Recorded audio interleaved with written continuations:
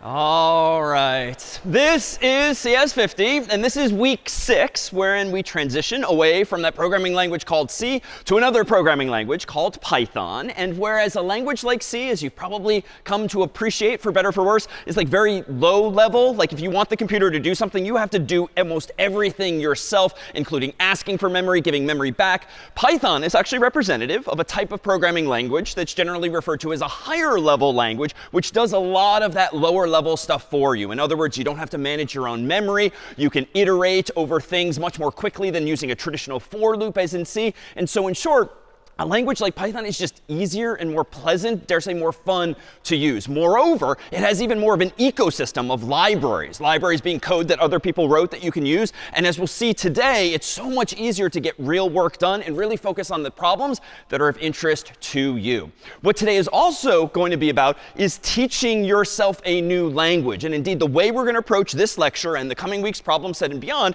is to give you all of the right tools and techniques via which to learn a new language in the confines of CS50 initially, but after this course on your own. Because even if you don't go off and major in computer science, odds are you'll have some occasion for programming in the future, be it academically, professionally, or for fun.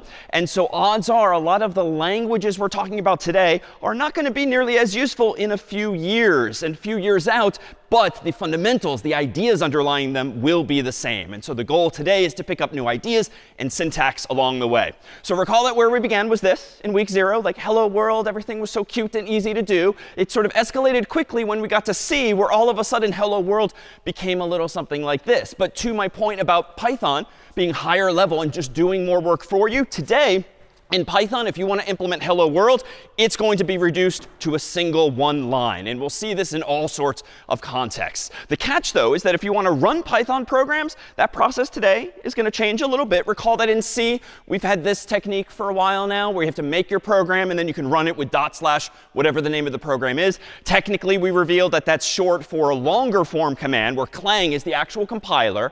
But today, the command is going to be simpler and fewer in quantity, and that this is the command henceforth via which we'll run a program in a language like Python. In particular, there's a few things that have changed here. Obviously, the file extension is different. Instead of .c, it's going to be .py or pi for Python. But notice, too, it's only one step instead of two. And that's because, as we'll see, Python is generally described as an interpreted language, whereas C is generally described as a compiled language. And though that's not a characteristic that's intrinsic to the language, just by convention, most everyone in the world, when writing C code, compiles it thereafter from source code to machine code, the zeros and ones that your computer, your CPU, ultimately understands. But Python and other languages like it are a little more user-friendly in that you don't need to write your code, compile your code, run your code. Change your code, compile your code, run your code. You can actually skip the compilation step and just use a program that coincidentally is called Python itself. But whereas clang, for instance, was a compiler that converted source code to machine code, Python, in this case, is an interpreter, which for now you can think of as just running your code top to bottom, left to right, and looking at each line of code and figuring out what to do with it without actually compiling it to zeros and ones first. So it's a little more user-friendly, half as many steps, and so that too is a good thing. Well, let's actually see this in context for a moment in VS Code. Let me go over to the very first program we wrote in C, which was this one here, in a file called hello.c, or in this case, hello0.c. And what I want to do here is create a new program that's the distillation of this in Python. So let me do code of hello.py in this case. Notice that it's opened a second tab as always, but what I'm going to do a bit of today is open two files side by side, just so we can see exactly what's going on. So if I drag this tab over here, you'll see that it'll split the screen in this nice, convenient way. So now I have two files open. But in this file, I'm just going to do print, quote unquote, hello, comma, world, and that's it. Well, what am I next going to do? Well, in order to run this code at write, I don't need to compile it. I just need to interpret it by running a program called Python on a file called hello.py, crossing my fingers as always, and voila, now I have written my first program in Python. So kind of neat insofar as at least it's now one line of code instead of 6. There's no curly braces. There's no includes. There's no int, main, and void. There's just a lot less clutter in there, but the idea is ultimately the same. But what's exciting about Python, and just to kind of motivate why we're introducing a higher level language here on out, you can just get a lot more interesting work done quickly too. So for instance, let me go ahead and do this.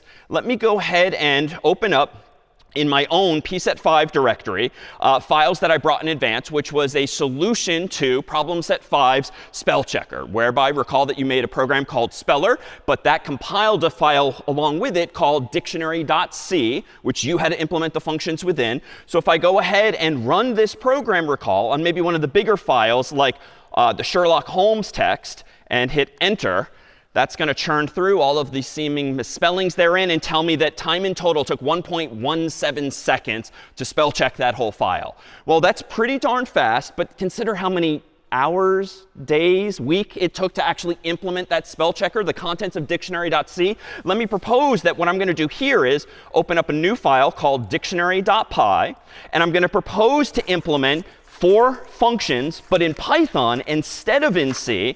And those functions are going to be check, load, size, and unload. And let's see how quickly I can churn out problem set 5 using a language like Python instead of C. I'm going to go ahead and open a file called dictionary.py. And in the first line of code, I'm going to give myself a variable called words. And I'm going to set that equal to a function called set, which just like in math gives me a container for a set of values. So no duplicates, for instance. You can think of it like sort of like an array, sort of like a list, but less well-defined in this case. It's just going to be a set of words. Now I'm going to go ahead and define a function in Python called check. Just like in C, it's going to take one word as input. And the way I'm going to implement this check function in Python is quite simply as this: return word.lower in words.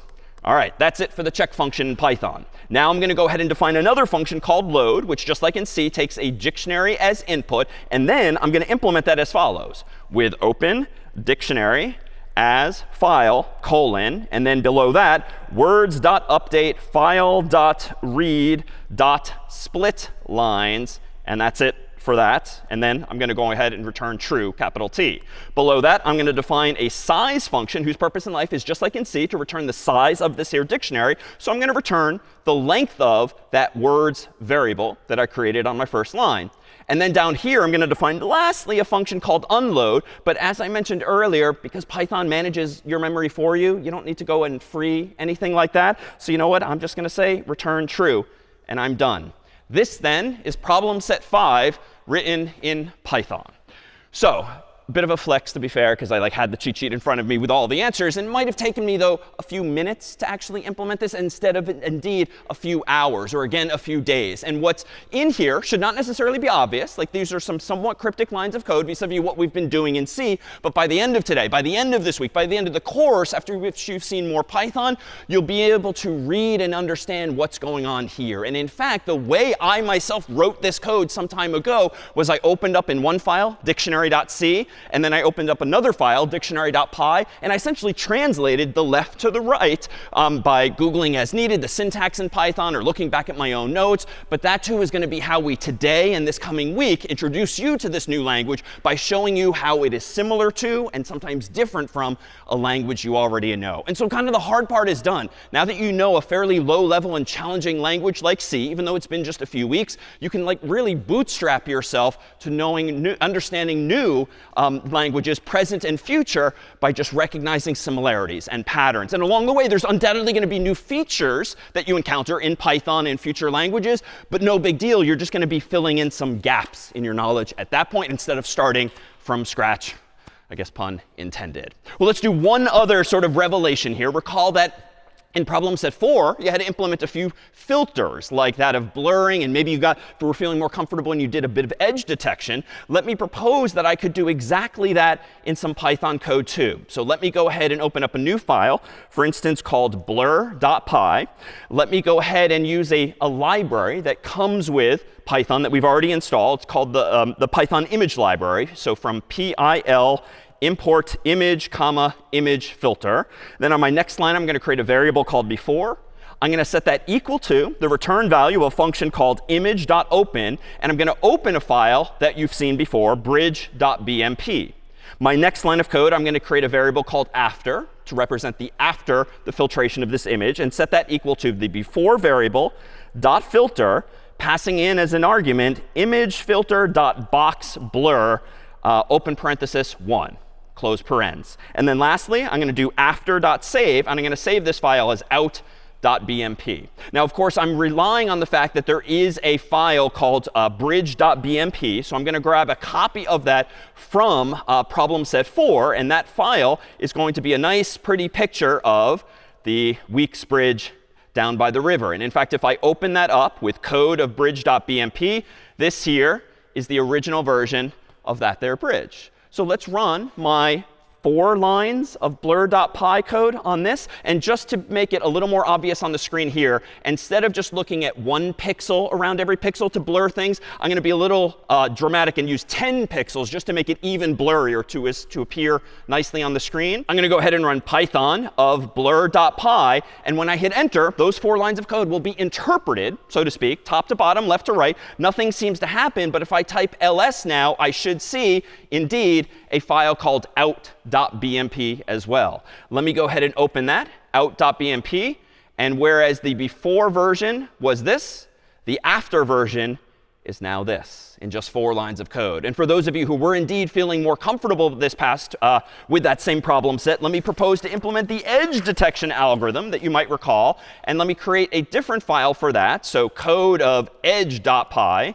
And inside of edge.py, I'm going to go ahead and do the same thing as before. From the Python image library, import an image feature and an image filter feature. Then give myself a variable again, before equals image.open, quote unquote, bridge.bmp.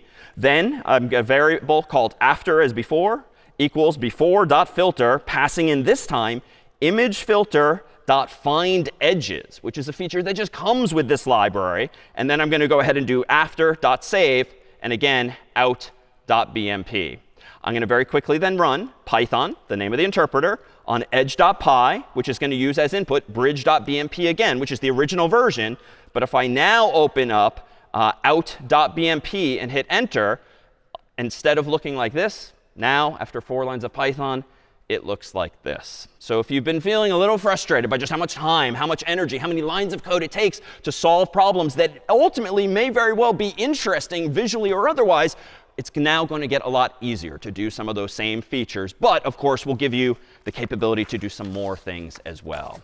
But before we do that, let's actually take a tour of what some of the features are that we're going to get now with a language called Python, sort of evoking memories of week 1 when we transitioned from Scratch to C. So in the world of Python, there's absolutely functions. You just saw a whole bunch of them. And again, the syntax looks new and different and perhaps a little weird versus C. But over the course of today and this week, everything I just typed will become more familiar. Here's going to be a side-by-side comparison now of Scratch, just like from week 0, to this week in Python, but we'll compare it along the way to some C code as well. So this was, of course, the simplest function we used back in Scratch to just say hello world on the screen. In C, it looked a little something like this. But I've claimed already today in Python, it's going to instead look like this. And just as a little bit of a comparison, what's different? Let's see. Yeah. So there's no semicolon. Amazingly, Python largely gets rid of the semicolon. So when your thought is done, that's it. Python will figure out that it's done. You don't need to terminate your thought with a semicolon. What else is different herein? Yeah. Yeah, so \n is missing, which in C we needed to tell the computer to add a new line, so to speak, move the cursor to the next line. Turns out that after years of experience, humans decided that, gosh, we are so often using \n in our print statements. Let's just make it the default instead of vice versa. That does invite the question, well, how do you undo that? But we'll come back to that before long. But indeed, you don't need the \n. The third and final difference, perhaps obvious now, is that it's print instead of printf. That doesn't mean you can't format strings, but the word print is just so much easier to remember. It's a little less arcane. So the Python community decided in their language to call this print instead. And what you're seeing already is the slightest hints of the reality that after years pass and different programmers start using languages, they come up with opinions, what they like, what they don't like. They eventually decide we're going to invent our own language that's better than everything before it. And so what you'll see is that a lot of the frustrations, confusions you might have encountered, you're in good company because some of those now will go away. The catch is, of course, sometimes people will disagree as to what the right outcome is, the right design, and this is why there's actually hundreds, maybe thousands of programming languages in the real world. Thankfully, there's probably only a few dozen that are actually very popular and commonly used in practice. All right, so in the real world too, we of course have libraries, and we saw some of those libraries in the world of C. We're also going to see them in the world of Python, even more powerfully so, like the filtration we just did of images, being able to very quickly implement a spell checker with that, the code that I wrote. In the world of Python, just know that libraries are generally called modules and packages. And there's some slight difference between those two, but for now, modules, packages are just Python terminology for what we already know to be libraries. CS50 has its own library, and in fact, in C, we use this atop any program that we wanted to use getString, getInt, and strings themselves. In Python, there's still going to be a CS50 library, but very brief training wheels that are available, if only to ease the transition from C to Python. But the syntax for using CS50's library henceforth is going to be more simply import CS50. Very similar to what we saw a moment ago with that Python imaging library, Python image library. There's alternative syntax you might see over time where if you only want to import one or specific things, you don't have to import the whole library. You can import from CS50 a specific function or symbol more generally like this. So you'll see two different techniques like that. Well, let's go ahead now and actually build on the program we wrote already by doing something just like we did in week 0, as well as in week 1, where we actually got input from the user. So in Scratch, here was how we prompted the user, what's your name? We got back a so-called return value, and then we joined hello, comma, space, with their return value. In C, this didn't translate nearly as cleanly. We had to introduce, of course, not only getString for the same function, but we also had to introduce, in the context of printf, these placeholders like %s. For better or for worse, what you're about to see is several different ways to solve the same problem in Python, some of which are a little more similar to Scratch, some of which are a little different from Scratch as well. Don't have to absorb them all from the get-go, but here's how we might do this in Python instead. One, we can declare a variable called answer. We can then set it equal to the return value of getString, which for now is in the CS50 library for Python. You don't need it per se in the real world, but for now, for parity with C, we've given you this getString function. It, like in C, takes an argument, like quote unquote, what's your name, but no semicolon at the end of this line. Second line of code, notice that we're again using print in Python, not printf. We're saying quote unquote hello, comma, space. And then a little weirdly, we're using what looks like the addition operator to add, so to speak, the answer to that end of that phrase. But those familiar or not, what might the plus really represent here? It's not addition in a mathematical sense. Yeah. So it's what we would call concatenation, to take one string on the left, one string on the right, and join them, that is, concatenate them together, which is why I need not only the comma grammatically here, but also a space so that we actually have a string that looks the way we intend. So this is one way, then, to implement this here program that we already implemented in Scratch as follows. But there's other ways as well. I can also change this, a little weirdly, to be a comma-separated list of arguments. So it turns out, unlike in C, in Python, if you pass 1, 2, 3 or more arguments to the print function, by default, they will just all be printed, 1, 2, 3, but with a single space in between them. So that's just the way the print function works per its documentation, which we'll see before long. So here I've gotten rid of that space, and I've just said my first argument is hello, comma, and my second argument is answer, and I just leave it to print to effectively concatenate them together on the screen by printing one followed by the other. So that's the second way we might do this in Python. Here's a weird looking third that, for better or for worse, is probably the most common way to do things nowadays, even though it's more of a visual mouthful. So I'm still using the print function, but there's that f again, but in a weird place. It turns out if you want Python's print function to format a string for you by plugging in one or more values, the way you do that is you tell Python, not next to the print function, but to the left of the string itself, that, hey, Python, here comes a format string, aka an f string. And then inside of those quote marks, nicely enough, you can actually use literal placeholders, these curly braces that say put the value of the answer variable there. So it's sort of a new and improved version of printf in C, which annoyingly always had us using %s, %i, %f, and so forth. Now you just put curly braces and the name of the actual thing you want to plug in to that location. This is called variable interpolation, whereby the variable's value, answer in this case, will be substituted without the curly braces appearing in the final output. So that's then how we might implement exactly that same feature using this thing called a format string. So how might I go about doing this? Well, let me actually go back to VS Code in just a moment here. And let's go ahead and open up my same file called hello.py. So code of hello.py. Let's go ahead and implement this variant thereof. So in hello.py, I previously had just this single line of code. Uh-oh. Yes. What's going on? Oh, it was making noises. Sorry. OK. That was Ian. Thank you, Ian. Oh, thank you, Ian. So here, let me go ahead and open a file called hello1.c, which I brought back from week 1 itself. And let's go ahead and open up hello.py here again. Just so we can see these things side by side, I'm going to drag this one over to top right so we can see hello.c on the left, albeit somewhat cut off, and hello.py on the right. And let's now change hello.py to actually get some user input. So from CS50's library, I'm going to import a function called getString. And then inside of this actual program, I'm going to create a variable called answer. I'm going to set it equal to the return value of getString. I'm going to pass in a prompt like what's your name question mark space and then close quote and close parenthesis. And then lastly, I'm going to use one of those F strings and print out quote unquote, or rather F quote unquote hello comma answer close quotes. And it's a little weird now with the F and the quotes and the curly braces and the parentheses, but if you just follow them from inside out, they are all nicely symmetric and balanced. If now in my prompt, I go back down and run Python of hello.py, enter, instead of seeing, of course, hello comma world immediately, I can type in my name and hit enter, and now I see exactly that. But there's a few things I could do wrong here. For instance, if I forget this here format string and just do quote unquote curly brace answer, and then I go back and run Python of hello.py, I'm still going to be prompted for my name, like David, but what's going to go wrong now, intuitively? What am I going to see? Yeah?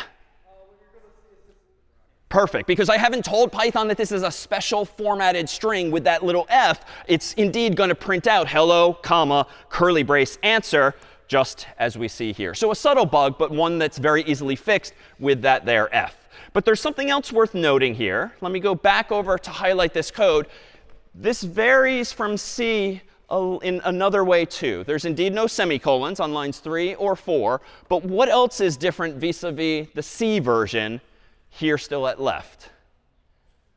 What's different? How about here? So there's no main. So there's none of this, and there's no curly braces. Yeah, what else? I didn't have to declare the type of the variable. So this, too, for better or for worse, is a feature of Python. We'll see that Python has data types. There are strings, there are ints, there are floats, but you don't need to tell the interpreter what your variables are. Rather, Python, as an interpreter, will just figure it out from context. So if you're assigning a variable called answer to what clearly is going to be a string, the type of that variable answer will be a string. If, though, you used getInt or something similar, the type of that variable might be an int instead. So here, too, a lot of the things that, why doesn't the computer just figure it out, are baked into Python as features. So if I go back over here after now having implemented this version of hello, we can revisit perhaps something that I glossed over earlier, whereby in Python, the default seems to be to give you a new line at the end of any print statement. But that does kind of invite the question, well, how do you actually get those back, or get rid of that if you indeed do? Well, this gives us a brief opportunity to talk about one piece of jargon in the world of Python and certain other languages, which is that all of these parameters or arguments we've been using for weeks, where you just put a comma-separated list of arguments or values inside of parentheses, when calling a function to give those functions input, those have all this time been called positional parameters, because the order has always mattered. The first thing, the second thing, the third thing influences what the function does with those arguments. But in Python and certain other languages, there's also what we're going to call named parameters, whereby you can actually specify not just a generic comma-separated list of values for which the order matters.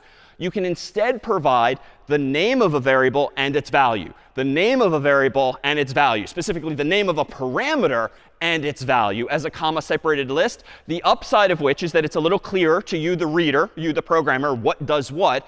And it's also not nearly as vulnerable to you just screwing up the order and getting them slightly out of order and constantly having to check the documentation as to what goes in what order. If you recall using fread or fwrite, for instance, which takes a few arguments, I mean, those two are particularly annoying. And even I always forget, like, which comes first.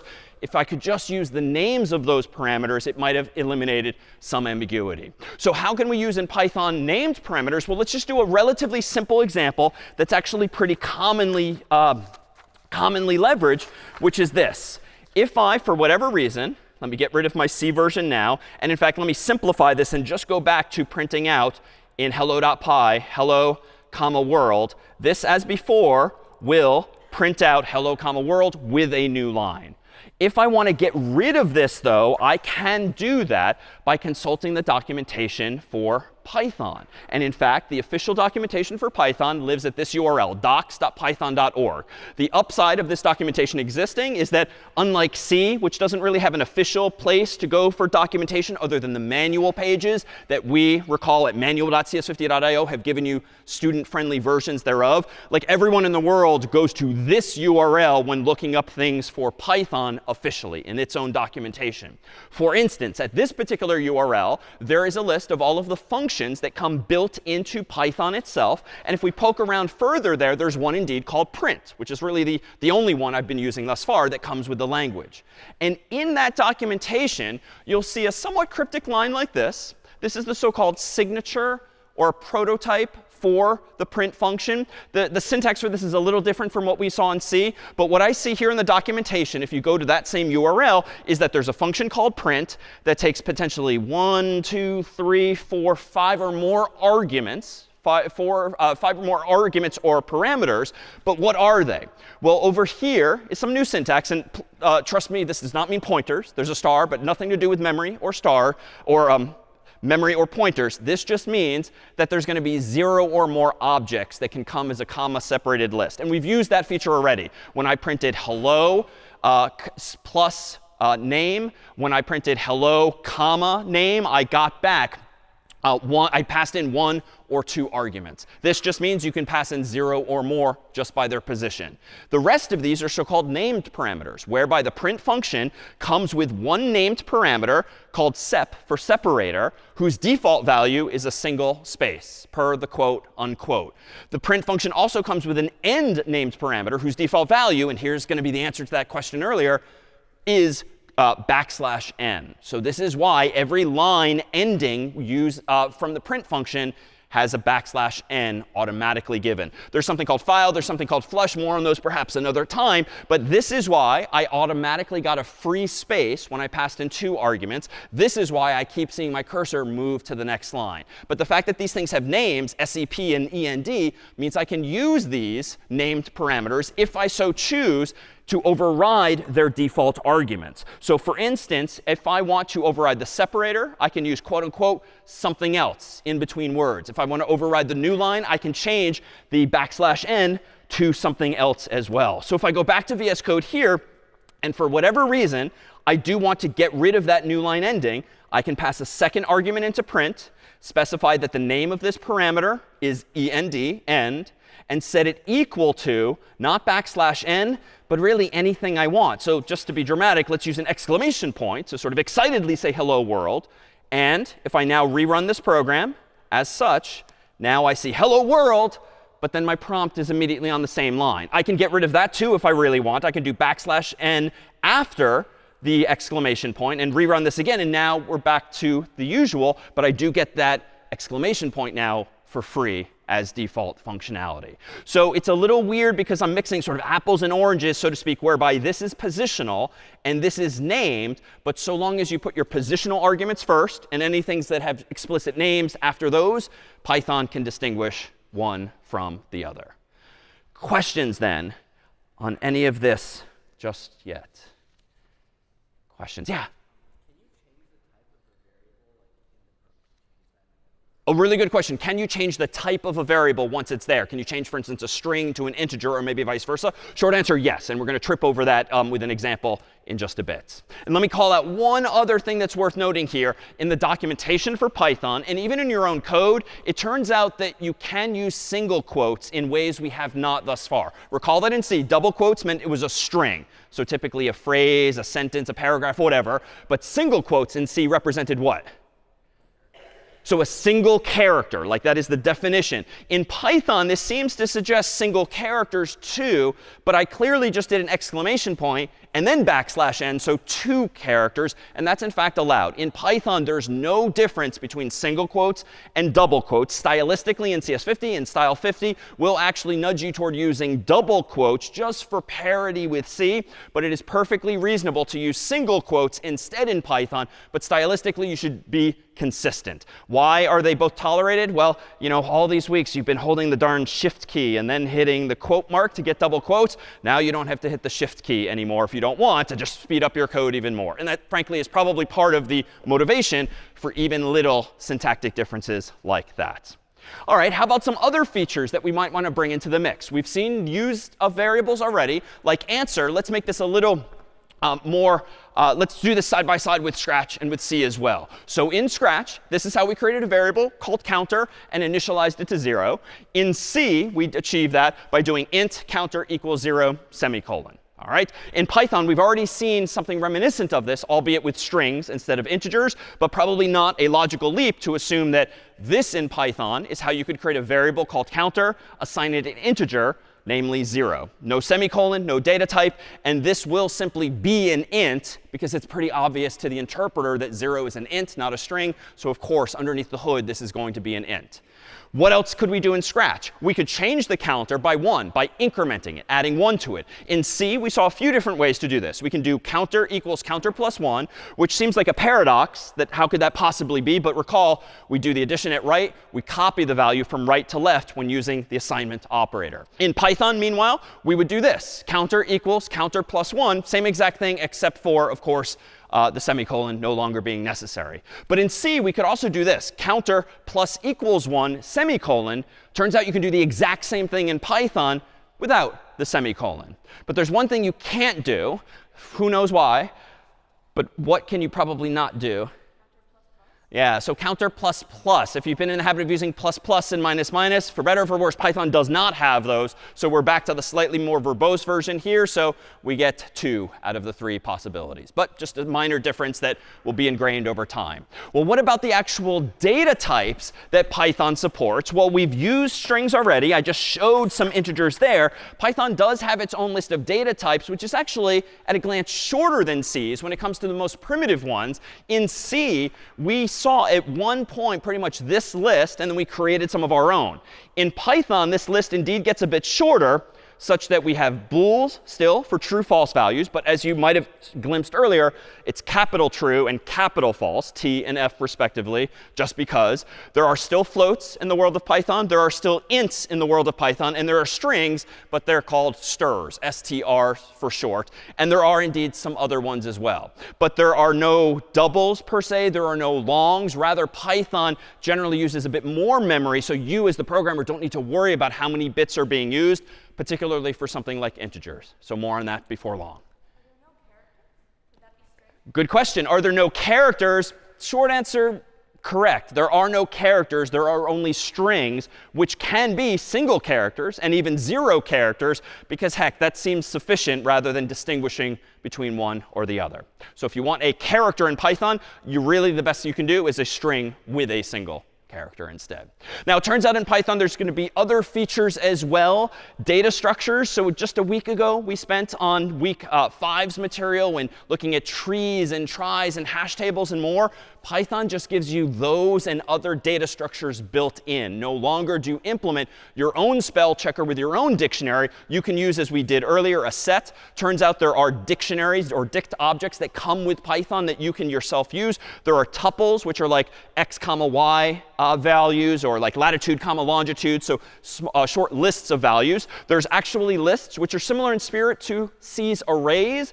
But recall that the headache of C's arrays as of week 5 was it's not very easy to grow them or shrink them because of all of the darn memory management. Python, if you use a list, essentially gives you a linked list automatically. You don't have to think or use any memory management or pointers at all. And range, we're going to say, just gives you a range of values. If you know you want to count from 1 on up to something else, range is actually a function that can give us some of that same functionality as well. So let's perhaps take some of these out for a spin here. Let me go back to VS Code. Let me close up hello.py. And let's focus on maybe implementing a simple calculator as we did a few weeks ago. In fact, let me go ahead and open up from my distribution code from lecture today, wherein I brought in advance, and these are on CS50's website, a whole bunch of examples from earlier weeks that we already implemented together. So for instance, in week 1, we actually implemented a calculator that prompted the user for 2 ints, x and y, and then simply added them together using printf in this way, with %i as the placeholder and a second argument, which was the sum thereof. Well, if I want to implement this in Python, it's actually going to be pretty similar. So let me also run code of calculator.py. That's going to open a second tab. For the sake of comparison, let me drag this over to the right so we can see these things side by side. And now let me do this. From CS50's library, import the getInt function, which I claim exists in that library. Then let's go ahead and create a variable called x, set it equal to getInt, and pass in a prompt of x:\space, just so the user knows what we're asking for. Then let's do y equals getInt and prompt the user for a y value. And then down here, let's go ahead and print out x plus y. I think it's pretty straightforward as written there. We don't mention the semicolons. We don't mention the data types. But for the most part, the logic is exactly the same. Let me run Python of calculator.py, type in 1, type in 2, and I do get back, in fact, 3. So that calculator seems actually to work. But let's get rid of CS50's library. So just as quickly as we put these training wheels on today, let's take them back off so that at the end of the week, at the end of the course, certainly you're not relying on any of these training wheels anymore. So let me get rid of this line of code at the very top, no longer using getInt. And let's do this using Python's own built-in functionality. So Python itself supports this here function called input, which, similar to getString and getInt and getFloat, takes a prompt as input. So I'm going to say x:, as before. I'm going to go ahead and say input y:, as before. And then I'm just going to print these both out using Python's own input function instead of CS50's getInt. Let's run Python of calculator.py again. Enter. Type in 1, type in 2. And the answer, of course, should be not 12. So what just happened here? Should still be 3. Yeah. Yeah, so it seems that x and y came back as strings. And so what's happening with the plus operator here is actually being interpreted as concatenation. So I'm really saying not 12 per se, but 1, 2 joined together. Because the variable that apparently, the return value that comes back from Python's own input function appears to be a string that is a str by default. Now, there are ways to fix this in Python. And in C, recall that we were able to cast some values from one to another, like ints to chars and back and forth. It's not quite as easy as that in Python, because technically a string, as we know underneath the hood, has 1 or more characters. Maybe there's a \0 somewhere in there. Who knows how Python is doing it? But there is a function in Python called int, which takes as input a string, and it will do its best to convert that string to the actual int that resembles it. So if it's quote unquote 1, it's going to give me the actual int known as 1, and so forth. So let me do that here as well as here. Let me again run Python of calculator.py, enter. 1 again, 2 again, and this time 1 plus 2 equals 3. So similar in spirit, but now I just need a new tool in my toolkit, this int function, which does that conversion for me. Now, what actually is in this library? CS50's own that you may or may not want to use. So in C, we had these functions as well as some other stuff, including the actual definition of string. In Python, there are indeed strings that come with the language. They're simply called strs, str. In CS50's library for Python, though, we kept it simpler and consistent with Python, the language itself. So CS50's library for Python has getString, it has getInt, it has getFloat. These, we'll see, are still useful because just like in C, recall that if the user types in like cat or dog, when you're actually asking them for an integer, our functions prompt the user again and again and again. So these functions will do that as well. We'll soon see that the input function in Python is quite similar to getString, but it's not as tolerant of invalid input, like cat or dog. If you're actually trying to get an int or float, you're just going to see a scary error message instead on the screen, which we'll come back to before long. But this is to say the library is there to get you started, but not strictly necessary ultimately. But if you want to use those functions, you can do as before, from CS50, import the name of the function. And you can do this 3 times. If for whatever reason in a program you're using all 3 of these, you can just separate them by commas in this way and import all 3 of them here at once. Or, as you might recall earlier, you can just import the name of the library. So something like import CS50, though the syntax thereafter changes a bit. Before we forge ahead to now conditionals, just comparing something side by side, and then we'll build up some more interesting programs. Questions. For the most part, it's just syntactic differences and not really fundamentally different intellectual ideas under the hood just yet. So here we are with conditionals. In Scratch, if you wanted to compare x and y as variables and say conditionally x is less than y, we converted that to C as follows. The curly braces are about to go away. The semicolon's about to go away. And there's going to be one new piece of syntax here. In Python, the same idea looks like this. What is the one piece of syntax that did get added, though, in this case? Feel free to shout it out. There's a colon suddenly, which we did not have in C. It turns out in Python, though, this is both a plus and a minus depending on your religion when it comes to white space in programs. So in C, if you were not in the habit of clicking style 50 and letting it guide you toward better formatted code, frankly, you could just left align everything in your C programs. And even though it would be a mess to read, difficult to grade, it would still work. It would still be correct, but just stylistically bad. In Python, it seems that humans over the years were just so darn frustrated by students and presumably colleagues alike formatting their code poorly that in Python, indentation matters. So if you want to execute print conditional on x being less than y, you can't just put print right below if and expect the reader and the interpreter to figure things out. You must indent by convention 4 spaces instead. You can override that and you can adopt different paradigms within your own company or school, but 4 is what style 50 would now expect. So this is to say the colon means execute conditionally everything that's indented below that, as though there were curly braces instead. All right, how about something else? In Scratch, if you wanted to do an if-else, it looked like this. In C, it looked like this, which is identical except for the else block here. In Python, you can probably predict how this is going to get a little more succinct. No more semicolons, no more curly braces, no more \n's for that matter, but a colon here and a colon here. And again, indentation matters and must be consistent. 4 spaces in this case for both. Finally, if we did in Scratch, you can do that same thing in C, almost identical, except that we've got this else if. This is the only one that's weird, and even I forget how to spell this all of the time. In Python, the semicolons are about to go away. The new line is going to go away. The curly braces are going to go away. And we're going to misspell else if as such. So it's elif in Python, colon, which is how you would implement if, elif, else for a conditional like this.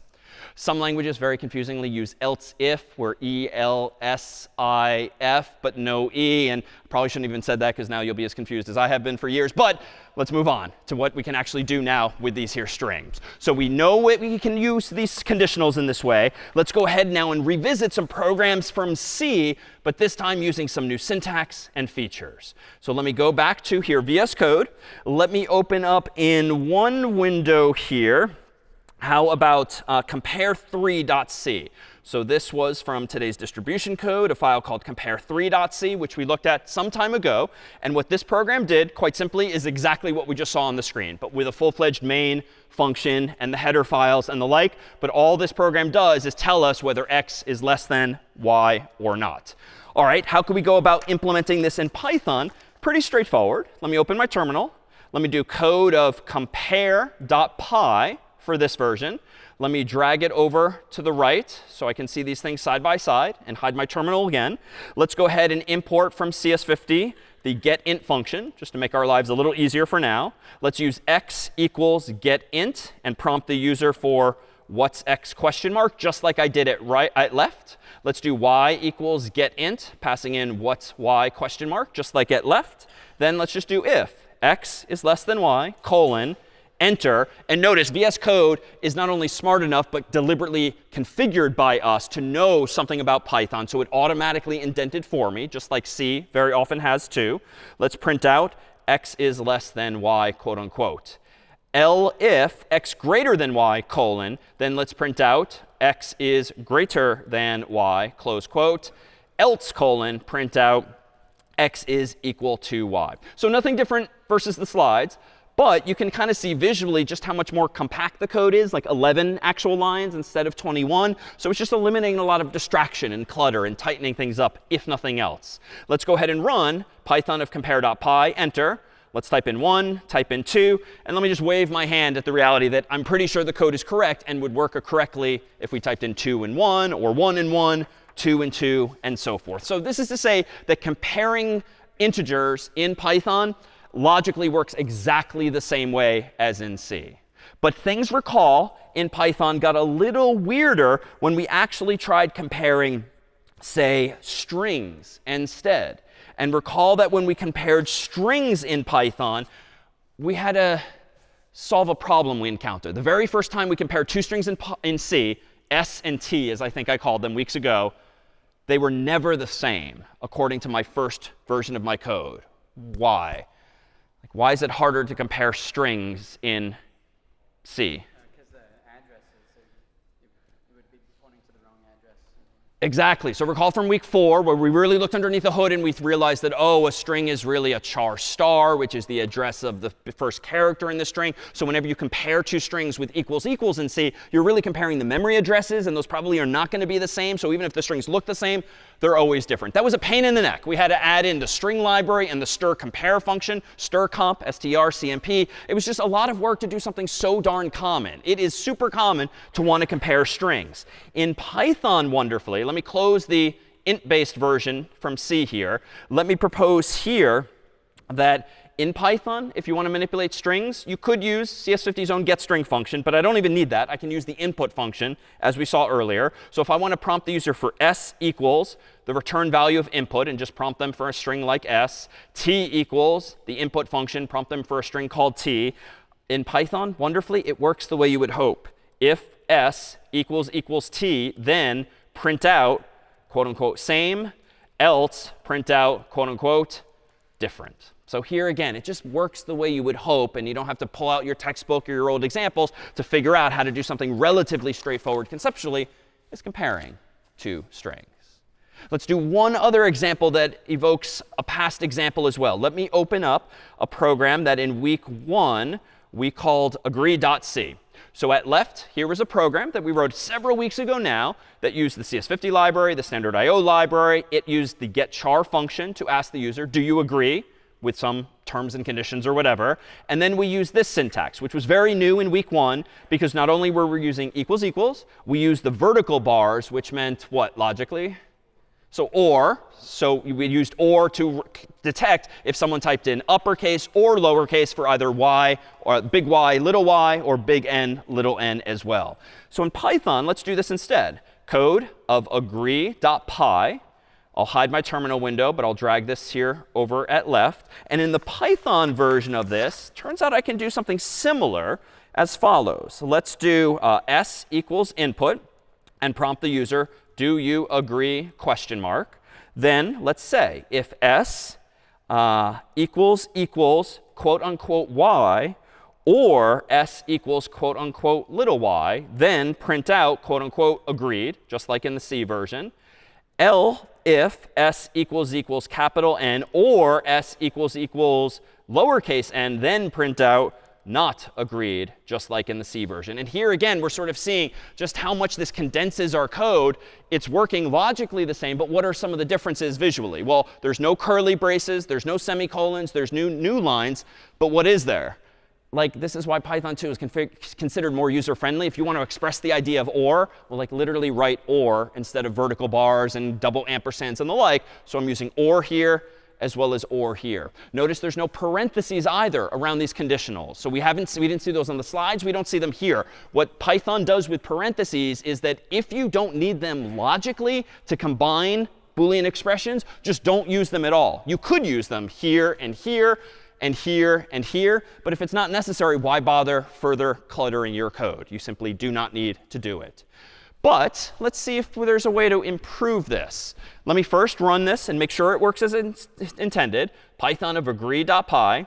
Do I agree? An emphatic yes. OK, let's do in a lowercase n. And agreed and not agreed are indeed the answers I get back.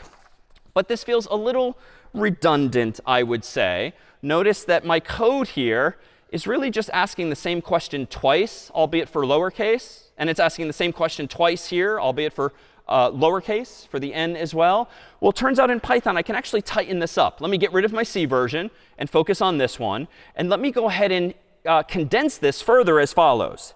If s is in the following list of values, quote unquote y, quote unquote little y, colon.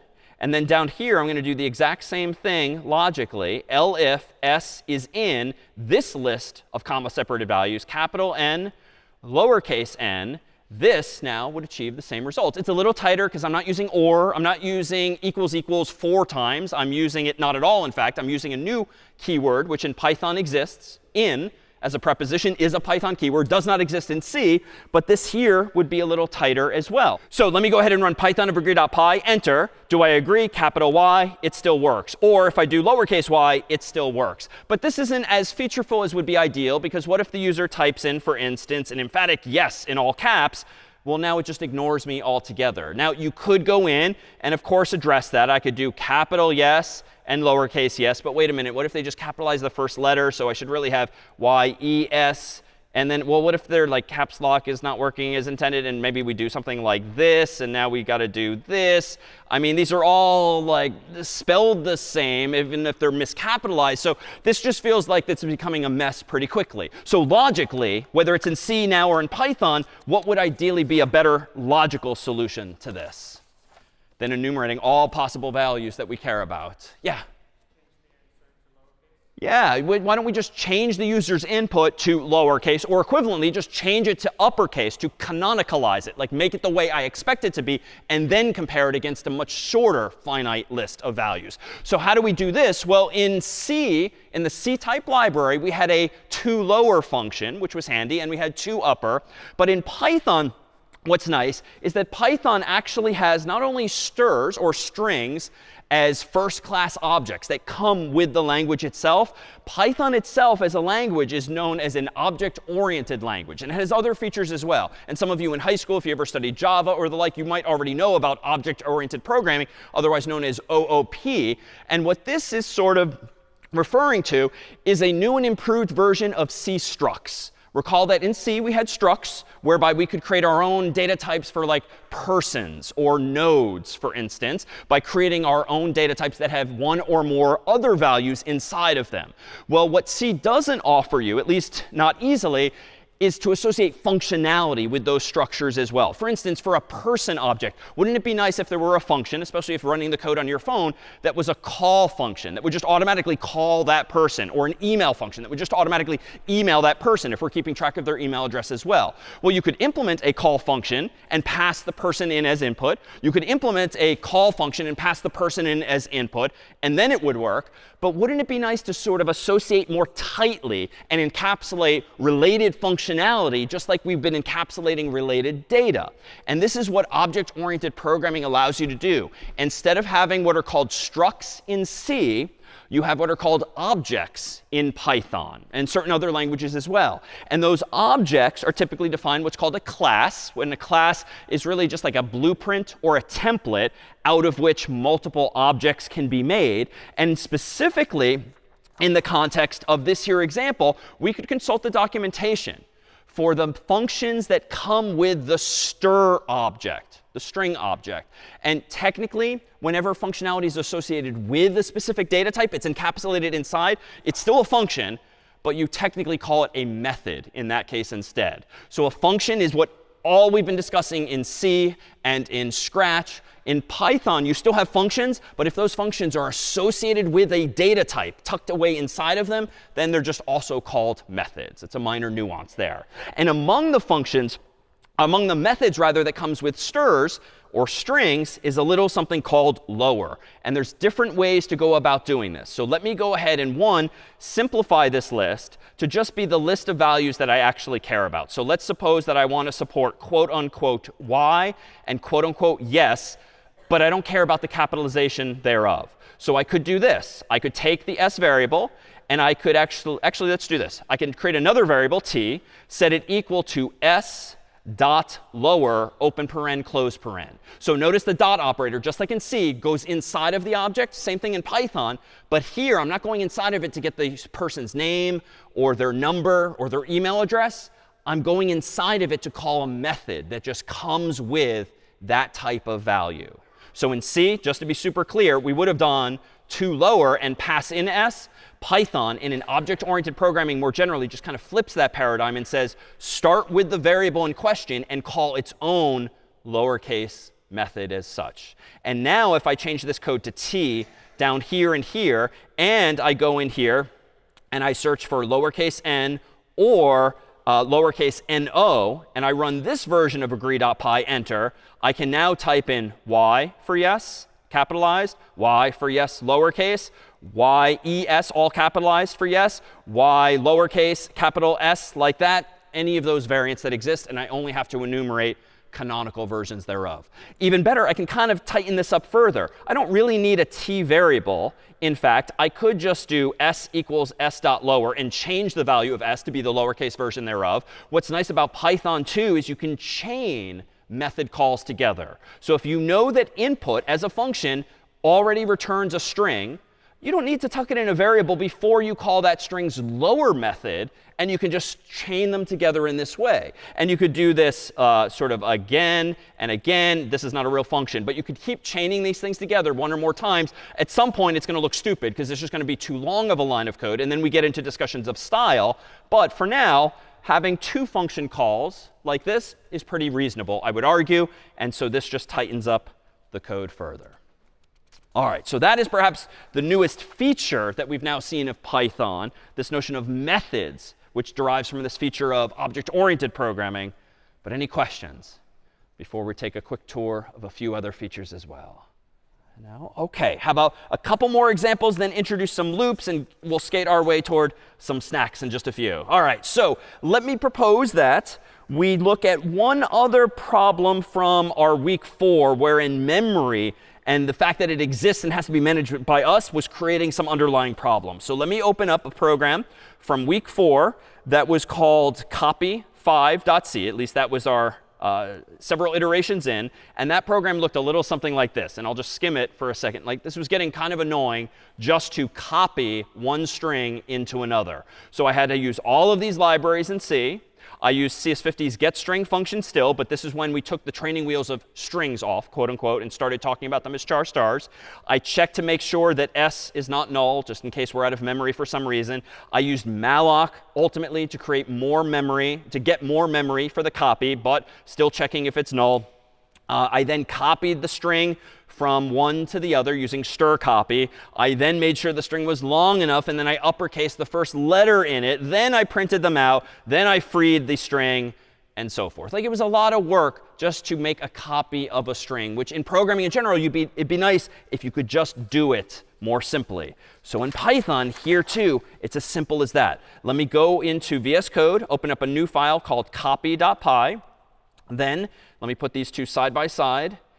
And in the right-hand version in Python, let's do this. S equals input, and prompt the user as before for a string like s, quote unquote. Then let's go ahead and create a second variable called t, set it equal to the s variables, capitalize method's return value, and then print out down here, how about s, and then print out t. Let me open my terminal. Let me run Python of copy.py. Recall that last time when I did hi exclamation point, it capitalized the whole thing, as I recall, as opposed to capitalizing just the first letter. Enter. This time, it works as expected. Now, the print is technically a little different. Down here, I use these format strings. So if I really want to make this identical, I can do f, quote unquote, s, colon, and then plug in the value of s with curly braces, f quote unquote t colon t. This looks uglier, but it's just now printing out prefixes here, s and t respectively. So if I run this again and do hi in all lowercase, it capitalizes it correctly for t and only for t. So here, more so than ever, 33 lines of code at the left, 6 lines, 2 of which are blank at right in Python. Questions about this here example?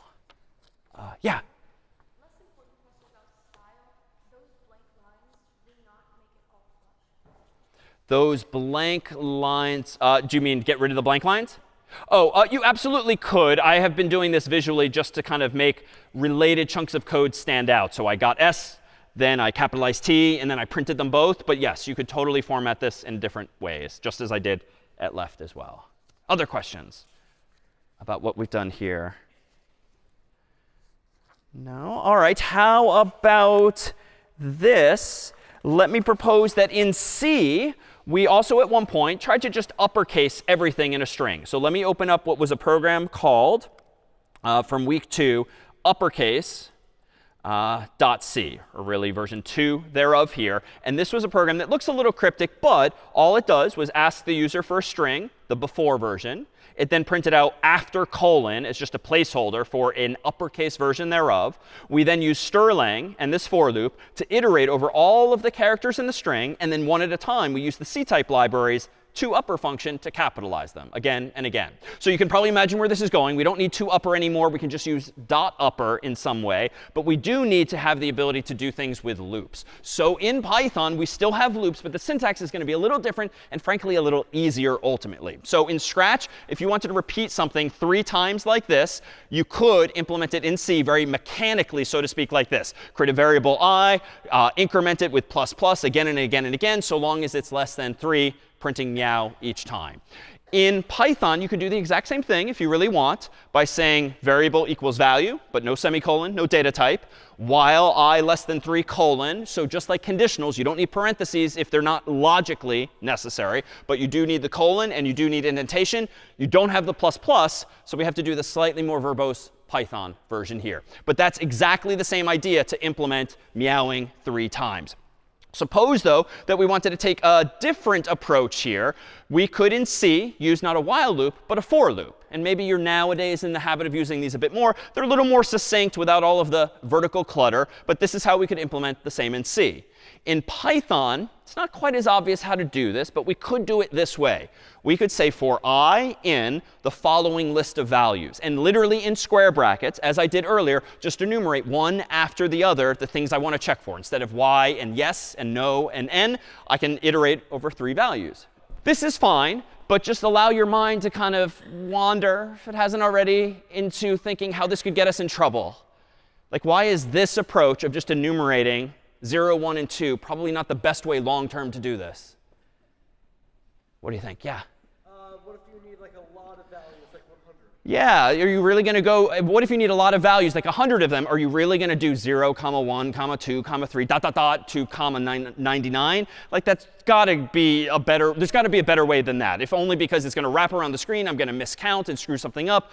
So indeed there is. You can alternatively use a function in Python called range, which does, as I said earlier, give you a range of values. And if you want a range of 3 values, starting at 0 by default and going up 2, but not through this value, you literally call the range function and say, how many values do you want? And essentially what the range function does is it hands you out 1 value at a time more efficiently than the hard-coded list, which puts them all in memory at once. Range is a little smarter, and it knows how to give you indeed just 1 value at a time. But notice here, I'm using for I in range of 3, which is similar in spirit to C, because I have this variable I.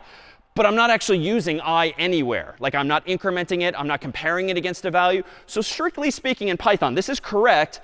But stylistically, some people would actually, by convention, change the I to just an underscore character, which is a valid character for a variable. But it's just kind of this visual indicator that, yes, this is a variable because the for loop requires it in Python. But who cares what it's called, because I'm never actually going to use it. So you'll see this convention sometimes, but perfectly reasonable to also use I by convention, because I means integer, and that's really what's happening anyway. But just FYI, a convention there in Python. So how can we now use these loops in some actual code, well, let me propose that what we could do here is the following. Let me go back to VS Code here in my uppercase version, and let me quickly whip up a Python version that achieves something quite similar. Let me go ahead and run code of uppercase.py. At top left, after dragging this over, let's go ahead and implement the following. A variable called before, set it equal to the return value of the input function with quote unquote before as the prompt. Then let's just do a placeholder of quote unquote after colon space space, so they lined up in terms of numbers of letters, close quote, comma, but let me do end equals quote unquote, because I don't want a new line to move the word below the word after. So this is just a silly aesthetic detail, but that overrides the default new line to being no new line. Now let's do this. In Python, instead of using this convoluted for loop and the semicolons therein and this constant checking of a conditional, I can actually just do this.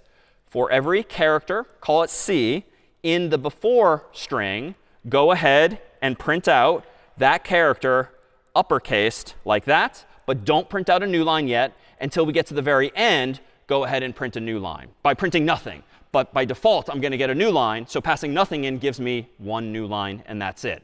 So let me open my terminal, run Python of uppercase.py, hi exclamation point in lowercase, enter, and I've messed something up. Not intentional, but so be it. Notice the error here. So this is, I can make this work. So there's these things in Python called tracebacks, which kind of trace backwards what you did wrong. And in this case, what I did wrong, as per all of these caret symbols, is C.uppercase is bad. But you probably already know that from earlier. What should have typed? So .upper. So there's a lot of distraction here, but much like Clang's output, there is some helpful information. One, the file in question is uppercase.py. Line 4 is where I made the mistake. So even though the output is different from Clang's, it is similar in spirit. Specifically, I messed up an attribute error because some string object doesn't have an attribute that is a method called uppercase. All right, well, that's an easy fix, as you noted. I should have written C.upper. Delete, delete, delete. And now let's clear my screen, rerun Python of uppercase.py, enter, hi exclamation point, and there we have the after version thereof. But even here, note that in Python, I'm doing even more work than I need to. This is indeed how in Python I can enumerate all of the I can iterate over all of the characters in a string. Like there's no i's, there's no conditionals. Python will just, on every iteration, update the variable C to contain one letter, then the next, then the next, then the next. It just sort of works the way you would hope. But in Python 2, recall that you don't have individual characters anyway. So technically, I'm kind of wasting my time by doing this one string of size 1 at a time, again and again and again. I can tighten all of this up here. And I can just, for instance, do this.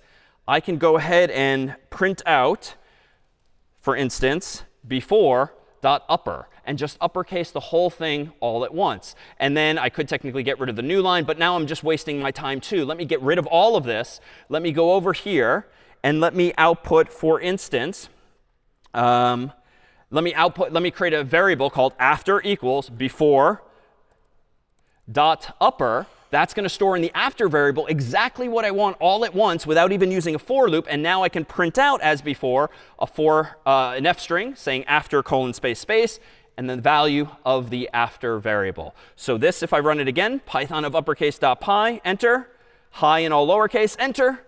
That too now works. And one final flourish, strictly speaking, you can interpolate the value of what's returned from a function as follows. Instead of even bothering with a variable here, I could put a modest amount of code inside of the curly braces. And I say modest because if this gets too long, it's just going to confuse everyone, yourself included. But in this case here, I can run this one more time, type in hi in all lowercase, and that too now works because I'm formatting it as an f string. So in short, I'm just getting more and more features at my disposal that I can now use to solve some of these same problems. So that there was a lot. Let's go ahead and take a 10-minute break with some fruit by the foot, and we'll be back with more complicated problems. All right, we are back. So let's go and use some of this new syntax to actually make a meowing cat, albeit textually in Python. So back here in VS Code, I'm going to go ahead and create a program called meow.py. And let's first do it the super simple way. If we want the cat to meow 3 times, like let's literally just do that in code. So print, quote unquote, meow, and we get the new line for free. And then I'm just going to copy paste this again and again. It's just going to give me 3 such lines. Python of meow.py, enter, and there we have it. A cat that meows 3 times. Of course, this is correct but not well designed, because what should I obviously be using instead as a feature of any language? Instead of 3 copy-pasted statements? Probably like a loop of some sort. So let's borrow some of the inspiration from those previous slides. Let's go into meow.py and change this to use maybe a while loop initially. So how about I equals 0, then while I is less than 3, go ahead and print out meow. And then let's go ahead and do I plus equals 1, which is the quick, relatively quick way to do that in Python, but not like C's++. Python of meow.py, enter. OK, so correct and better designed now. How else could I do that? Well, we saw earlier that I could do for I in 0, 1, 2, colon, and then I can do print, quote unquote, meow. That too would work. If I rerun Python of meow.py, that works. But notice I'm not using I, and indeed I'm not using 0 or 1 and 2. So technically I could do something like quote unquote cat, dog, bird. I just need 3 things to enumerate over, and that too is going to give me 3 meows. So to be clear, the square brackets, much like in C, are giving me a list of values, but it's not an array. It's indeed a Python list. And as we'll see over time, a list in Python is nice versus an array in C, because lists in Python can grow and shrink automatically for you. So not only are they linked lists of some sort underneath the hood, you do not need to worry about resizing them anymore. But of course, as we saw before the break, we should probably just do this more dynamically. So for I in the range of 3 values, and let Python generate those for me. If I rerun Python of meow.py, I still get 3 values. But here too, stylistically, recall, we said that you don't really need the name of the variable if you're just going to do something 3 times without ever touching that value. So we could just use an underscore by convention, which just kind of looks like there's no variable there, even though there in fact is. But let's build on this and actually now introduce and really revisit the ability to define our own functions, which we've seen in Scratch, we've seen in C. And I technically, at the start of class, used it to implement my own spell checker. In dictionary.py, I used def, which stands for define. And that's how I defined 4 functions identically named to problem set 5s. Well, let me go ahead and do this and implement an abstraction for meowing, much like we did in Scratch, much like we did in C. Let me go ahead and define a function called meow, whose purpose in life is simply for now to print out quote unquote meow. And now let me use that. Let me go ahead and do something like before. So for I in range of 3, go ahead and call meow like this. I think that's going to get the job done. Python of meow.py, enter. And indeed, it's still working exactly as I expected. But recall from our discussion of C, we generally stylistically encouraged you to put your main code at the top of the file, if only because that's the entry point to the program. If you want to wrap your mind around the code in there, it makes sense to start with main instead of random functions like meow at the top of the file. So let me actually kind of practice what we preached in C. Let me move this meow function just to the bottom of my file so that it's sort of out of sight, out of mind, because now that it's implemented, it just exists. Let me go back to VS Code, my terminal in VS Code, run Python of meow again, and hit enter. And there's one of those tracebacks, a different one this time. This time it's a name error instead of an attribute error. But where did I go wrong? Apparently meow no longer exists by nature of having moved it from top to bottom. So intuitively, even if you're new to Python, why might that be? Yeah? Yeah, exactly. I need to define it before I call it. Very similar to C, whereby at least in C, we had that little trick of just copy pasting the prototype of the function, just to borrowing its very first line. Python actually doesn't use that mechanism. Instead, Python has a different convention instead. Technically in Python, you do not need a main function. clearly, from all of the programs I've written, it just works without a main function.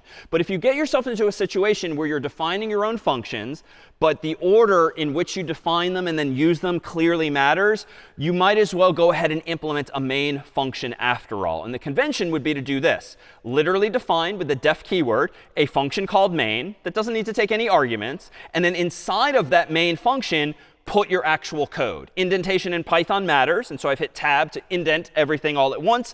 And now I have a main function. So it would seem that maybe now the problem is solved by just introducing main. So Python of meow.py, enter. OK, it's solved in the sense that I'm not seeing an error message anymore. But explain to me intuitively why I'm not seeing anything at all. Yeah? I didn't call main. So it's sort of like we're taking a step forward, but then another step backwards here in the sense that Python doesn't come with a main function, support for a main function by default. So if you invent it yourself, the onus is on you to call that function. So this is going to look a little stupid, but the convention in Python is indeed at the very bottom of your program, if it's contained in a single file, is literally call main at the very bottom. So now I'm going to go back to VS Code. I'm going to rerun meow.py, and now I get back the functionality. But I don't get an error message either. Why? Well, in this case, on line 1, I'm defining the main function as follows. On line 6, I'm defining the meow function as follows. I am not using either of those functions in actuality until line 10 calls main, which then calls meow. So I fixed my sort of order of operations. So it's fine for main to be defined above it, so long as I don't actually call meow until I've defined it as well. So this defines main, defines meow, and then actually calls main. So this is a nice way in Python to sort of avoid what could be a very complicated design problem by just defining our own functions, including one called main. Strictly speaking, it doesn't even have to be called main, but it would be frowned upon as a matter of design, as a matter of style, to call it anything other than main, even though that has no special meaning beyond convention. Well, let's make one tweak here. Just as in C, just as in Scratch, it would be nice if meow actually took an argument, which is the number of times I want to meow. So let's assume that that functionality exists by calling meow of 3 as the input to that function. But how do I now change the definition of meow? Well, just like in C, you put inside of the parentheses when defining the function a comma-separated list of 0 or more parameters. And I can call it anything I want. I'll call it n for number of times. I don't have to specify int, though, because we know that already. But in now this loop, I can do for I in range of n. It doesn't have to be 3. It can be n as a variable's value. Then indent this line so that it indeed iterates n times, printing out meow in this case. If I run it again as Python of meow.py, enter, now I see meow, meow, meow. But this is arguably the best designed of my versions thus far, because it is indeed parameterizing how many times I'm meowing. Now, as an aside, especially those of you who might have used Python before or might go on and look at tutorials and such for Python itself as a language, technically the conventional way to call main is with this weird syntax. If underscore underscore name underscore underscore equals equals quote unquote underscore underscore main underscore underscore quote colon tab. We don't bother doing this in most of our class examples because it doesn't actually solve a problem that we ourselves will encounter. And it's just really hard to remember and confusing to read. But you will see this in the wild, in the real world. And long story short, this syntax of line 10 being added solves problems where you're implementing not your own program per se, but your own library. Where your own library that may very well have its own main function. But for now, I'm going to wave my hand and make that go away and keep it simple, because this is the juicy idea for now. As an aside, there's other ways to have loops in Python that's worth noting. So for instance, in Scratch, we had this forever block saying meow again and again and again without ever stopping. In C, maybe one way to do this was like this, like while true, because true is always true. So this conditional is always true. So it's just going to print endlessly. In Python, the syntax is roughly the same, while true, but capital T and capital F for false. This too would achieve the same result. And so just to demonstrate, though, a very common mistake might be to have some kind of infinite loop in your code. That might happen just the same in Python. So if I go back to meow.py, and just for kicks, I simplify this to literally just while capital true colon print quote unquote meow, you could get yourself into some trouble here by running that code. And it just seems to meow endlessly. How do I get out of this situation besides like reloading my browser and Closing the terminal. What's this more elegant way? Yeah, Control C. So Control C for interrupt will cancel what's going on there, just like in C. This, though, does not mean there's an error in your code. C did not do this. Python does show a keyboard interrupt error, if you will, but that's because you literally interrupted the program while it was running. This doesn't mean there's a problem in your code if you've simply interrupted it because you lost control over the thing. All right, so what are some other issues we can perhaps now revisit together? So in the world of C, recall that we ran into issues of truncation, whereby if we did integer math, it's like 1 divided by 3, that would give me, ideally in the real world, 0.3333333 forever. But it ended up coming out as 0 in C as well. So let's see what happens in the world of Python now. And I'm going to move away from showing left and right C in Python. For now, let's go ahead and just focus on the Python code. So let's try this. Let me go and create a new program after closing meow.py called, say, calculator.py again. Let me throw away the relatively simple code earlier that simply added two numbers together. And let's do some division now. So let's do x equals int, passing in the input, asking for an x value like this. Let's do y equals int input, passing in a y prompt like that. Then let's do a variable called z equals x divided by y. And then let's print out z. So this is actually very similar to something we did weeks ago in C when we first tripped over this issue. Let me run Python of calculator.py, type in 1 for x, 3 for y. And it would seem as though truncation is not an issue in Python by simply using the slash symbol for division. Turns out there's another symbol you can use in Python if you want to get back truncation. You can do / which is not a comment. It actually means do division like the way C used to do it. But in Python, probably for the benefit of all of us globally, division works as you would expect. And you get back, in fact, this here value instead. What about another issue we saw in C, that of floating point imprecision, whereby even though something's supposed to be 0.3333333 infinitely many times, it seemed like, remember, like grade school was lying to us because there were weird numbers in even a fraction like 1/3. Well, let's try this out in Python. Let's go back to my here calculator. And I only need to make a slight tweak here, for instance, though the syntax is going to be a little weird here. Instead of just printing out z to some default number of significant digits, let's actually format the string as follows. And this is not syntax you'll need frequently. But in Python, you can use an f string by doing f quote unquote something. And inside of the double quotes this time, instead of just doing z to print out and interpolate the value of z inside of those curly braces, let's specify that, yes, I want the value of z, but I want to print it to like 50 decimal places as a floating point value. I have to Google this syntax all the time to remember what it is, but this is saying exactly that. Show me 50 significant digits in this here number.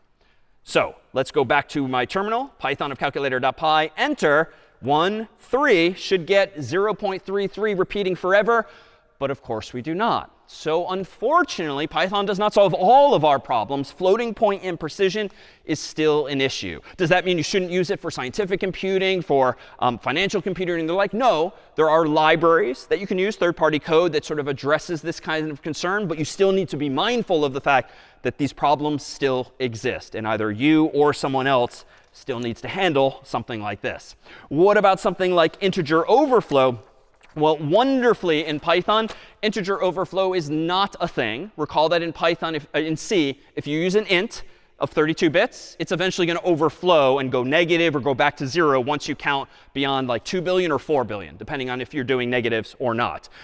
You could use a long in C, which gave you 64 bits, which means it's still going to overflow, but probably after we're all dead, because the number is going to count up much, much, much higher. Unfortunately, well, fortunately in Python, you don't have to worry about int. You don't have to worry about long. It will just allocate more and more bits for you automatically, secretly underneath the hood. So you can just iterate from 0 on up toward infinity, and the program will run theoretically forever without ever actually overflowing the int. So at least integer overflow, not a problem. But there are problems that might still happen, and let's explore how there are new mechanisms in Python and languages like it that we didn't have in C. So in particular, let's introduce something called exceptions, which is sort of a concept and a feature that's worth understanding so that you'll encounter it not only in Python, but also likely in the real world. And let's do it as follows. Let me go back to VS Code. after closing my calculator, and let me go ahead and open up a new program called integer.py just to play around with integers. And let me go ahead and do this. Let me first prompt the user for a number n, set it equal to the return value of input by just asking them, whoops, in between quotes, a prompt of input. Like I really just want them to type a number, but maybe they won't. So let's see what happens. There are ways now to detect if the human has typed in not only a string, but a numeric string, like 1 or 3 or something else. I can simply use a conditional in Python pretty easily. In C, I would have to do this pretty much character by character by character. In Python, I can do it the whole string at once. If n dot is numeric, open paren, close paren, thereby using a method that comes with all strings in Python that will just tell me true or false, this whole thing is numeric or not. Then I can go ahead and print out, for instance, integer, just concluding that this here thing is an integer.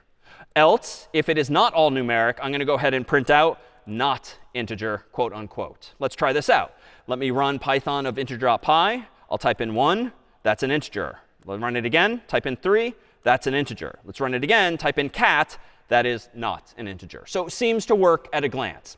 But how else might we go about doing this, especially if, so that we don't have to litter our code with all of these darn conditionals every time I'm just trying to get an int. I don't want to resort to the CS50 library, ideally. I don't want training wheels. But I want to do this the Python way. And there's a word for that, the Pythonic way. So that, too, is a term of art, which means there might be different ways to do it, but do it the way where a majority of people out there would probably agree with you, Pythonically. All right, so let's do this. Let's just, instead of bothering with the conditional, because this is kind of annoying that one line of code really becomes 4 all of a sudden, let's just go ahead and proactively convert what the human types in to an int, as I did before to fix the 12 problem. Let's run Python of integer.py, enter. Let's do 1, enter. Seems to not make any errors. Nothing bad happened. Let's type in 3. That there works too. Let's type in cat, and that throws one of those tracebacks, where the traceback itself is not the error, but it's diagnostic information that's trying to help me figure out where I screwed up. Apparently, I screwed up somewhere in this whole thing. And this is a little cryptic, but this is a value error. Something, I screwed up a value here. Invalid literal for int with base 10 cat. So that's a very verbose way of saying, by default, the int function assumes base 10, aka decimal. And it doesn't understand cat. So it's just not working on cat. So how do I solve this? Well, notice what's happening here. Simply trying to convert cat to an integer is not just returning some special value like 0 or -1. Like it's literally terminating my whole program. And this is different from C. Recall that in C, the only way you could signal errors that we've seen is that you have to return a sentinel value like 0 or -1 or +1 or null or whatever. Like you have to know in advance what special value is going to come back. But there's a problem with integers in particular. Suppose that the int function was defined in its documentation as returning 0 if anything goes wrong. You could check for 0. So if n equals 0, then you could say print not integer, because according to the documentation I'm pretending exists, that is an invalid value. Of course, where does this get me into trouble? If I run Python of integer.py, type in 1, we're good. Type in 2, we're good. Type in 0. 0 is not an integer, but I'm pretty sure it is. So there's a problem whereby if you're relying on return values to signal that something went wrong, you have to sacrifice a potentially valid value. And that's fine, but you're going to have to pick a number. It's got to return 0, -1, +1, 4 billion, -4 billion. Like you've got to pick a lane. And that's unfortunate because you're sacrificing some value unnecessarily. So what Python does and what other languages do is instead of returning some sentinel value that means something went wrong, they just throw up their hands, so to speak. They throw an exception. And an exception by default just terminates the program because something unexpected happened. Something exceptional, or in this case, exceptional is a bad thing. Something exceptional happened. So how can we handle this? How can we actually detect that something has gone wrong? Well, it turns out, this is sort of kind of encouraging, you can try to do something instead in Python as opposed to just blindly doing it. So if I go back into VS Code here and I try to do that, let's do the following. Ideally, I want the end result to look like this. Print integer if this thing works. And so to be clear, let me run this once more. Python of integer.py. 1 is an integer. 2 is an integer. Cat, not an integer, but I'd like to see not integer and not some crazy message on the screen. So how can I fix this? Well, let's do this instead. Please try to do all of this, except if there's a value error, as I know can happen because I just experienced it, then go ahead and print out not integer, quote unquote. So let me just keep my grammar the same. Python of integer.py, enter, 1 works. Python of integer.py, 3 works. Python of integer.py, cat, doesn't work per se, but it doesn't throw an error message anymore in that scary traceback. I'm somehow catching the exception or handling the exception, so to speak.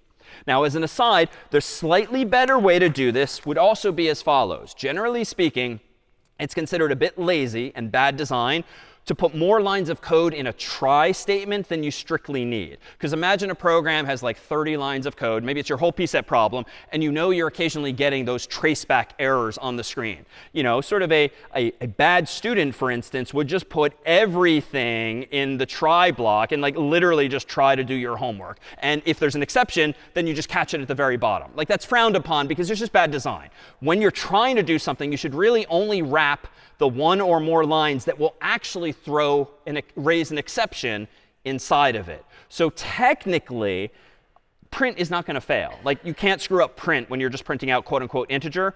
So weirdly, the try except statement in Python also supports an else, whereby if there's not an exception, you can then do this statement instead. It's a little weird because we've only seen else's and conditionals, but you'll see this in the real world. This, though, would achieve the exact same thing, but it's a little better because now the only line of code I'm wrapping is the one that can actually raise this exception in the first place. So Python of integer.py, 1 works. 3 works. Oh, wait a minute. Oh, wait. That's completely logical. Does not work. This is supposed to say integer if it is not, in fact, an exception. Sorry, user error. Python of integer.py, 1 works. 3 works. Cat is caught, but therefore not an integer in this case. So long story short, why do we introduce this? Well, one, these exceptions are actually omnipresent in higher level languages. And this is the way that many languages actually raise exceptions, signal that errors has happened, as opposed to reserving arbitrarily some special return value that you must check for. But you need to now try to do certain things, except if errors happen, in which case you can catch them, so to speak, in this way. As an aside, how does CS50's getInt function in our library work? We essentially are using try and except inside of a loop that just keeps prompting and prompting and prompting the user for an actual integer until you oblige, and then we return that value in CS50's Python version of getInt. So we're using the same fundamental in there. All right, let's try now a few familiar things here on stage in homage to the Python crawling on Mario's bricks here. So recall that a few weeks ago, we played around with something super simple like this in C, which wasn't syntactically as simple, but the idea was to print out a column of, for instance, 3 bricks. How might I go about doing this in code? Well, let's see. Let me open up a new file called mario.py today. And let's just do it the simplest way possible. If I want to print 3 bricks, I could do for I in range of 3. And then I could print out a single hash mark to represent exactly that. I'm going to get the new line for free because that's the automatic default behavior for print. So if I run this, I get something that's a little underwhelming, but pretty close to the spirit of what I just did here on the screen. What if, though, I want to prompt the user for the height of this thing, just as we did in problem set 1 with the Mario problems? How can I make sure the user actually gives me a number I want? Well, let's go back to VS Code here. And just so that I don't have to implement all the try except stuff myself, let's go ahead and from CS50's library, import the getInt function that I've claimed exists. And then let's do this, while true.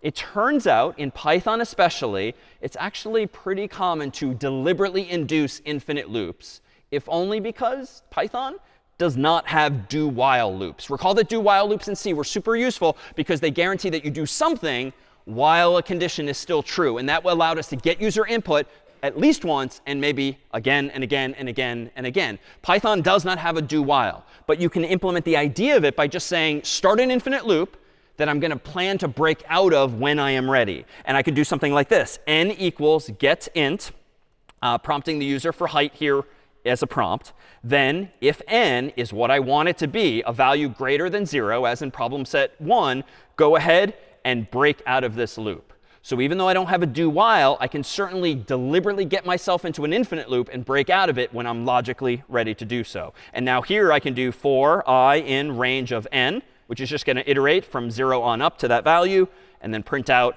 a hash mark as follows. Let me go ahead and run Python of Mario.py, type in a height of 3, and it still works. Type in a height of, say, 5, it too works by iterating 5 times instead of 3. As an aside, what are some modifications that might be germane here? Well, if I want to import the entirety of CS50's library, I can indeed, as I said earlier, just import the library itself.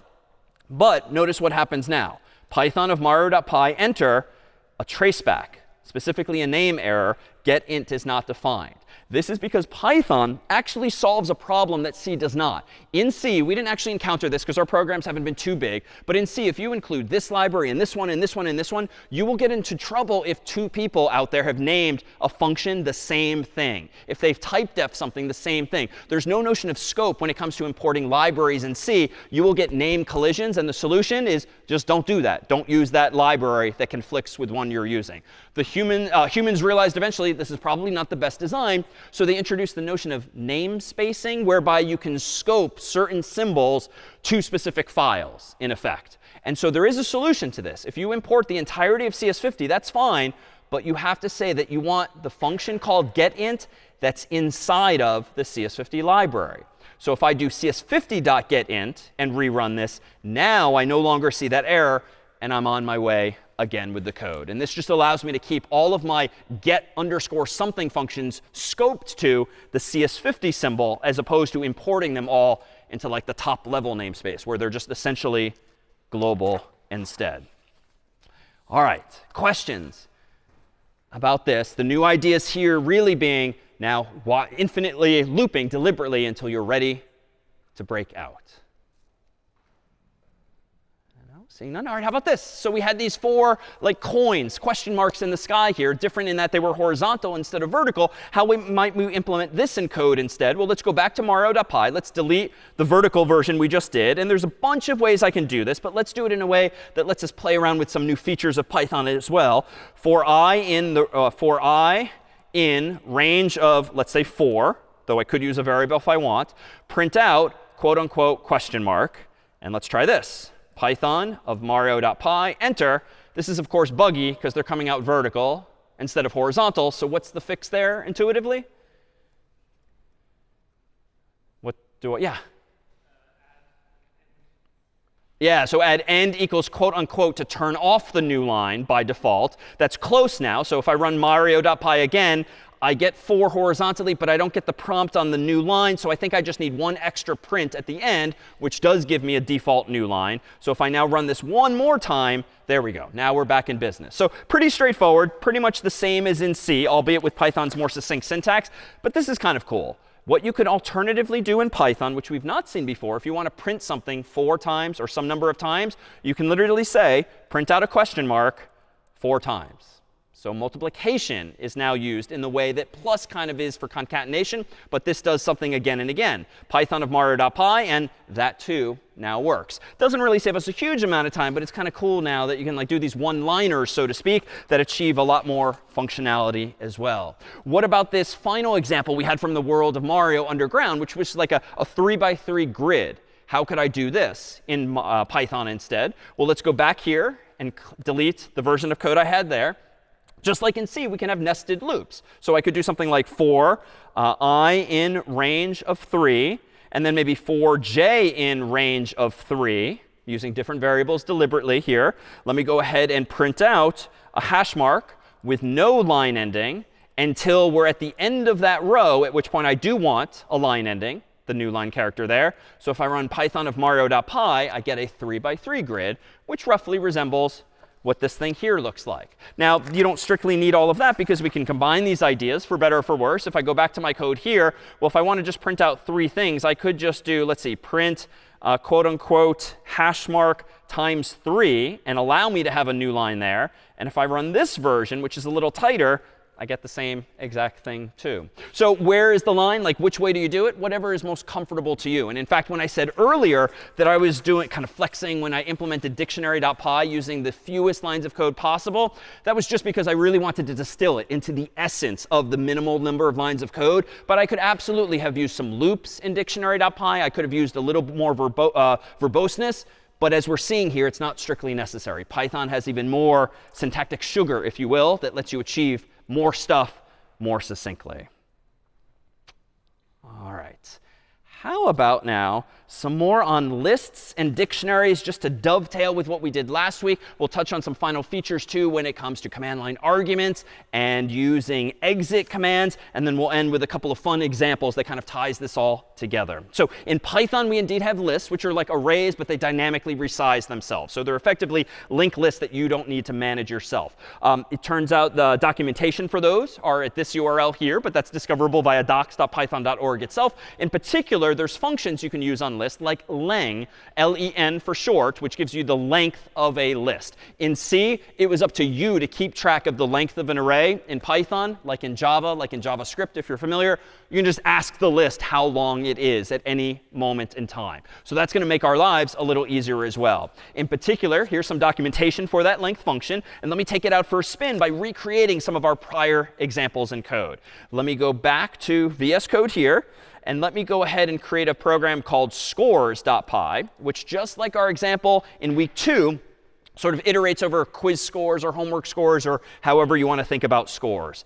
In Python, I'm going to give myself just a list of 3 scores, same as in week 2. So scores equals square brackets 72, 73, 33. So this is different from C. In C, if you were initializing an array with values like these, you would actually use curly braces and a semicolon. And the data type in Python, you use square brackets, no data type, no semicolon. OK, as before. Now let's compute like the average of my score. So average equals, and here's another function that actually exists in Python's documentation. You can actually call a function called sum, pass in most anything that you can iterate over, like a list, passing in scores, and then divide by how many of those things there are, like len, passing in scores there. And now if I want to print out the average, I can print out, for instance, a format string that says average colon, and then plugs in that value there. I can try running this, Python of scores.py.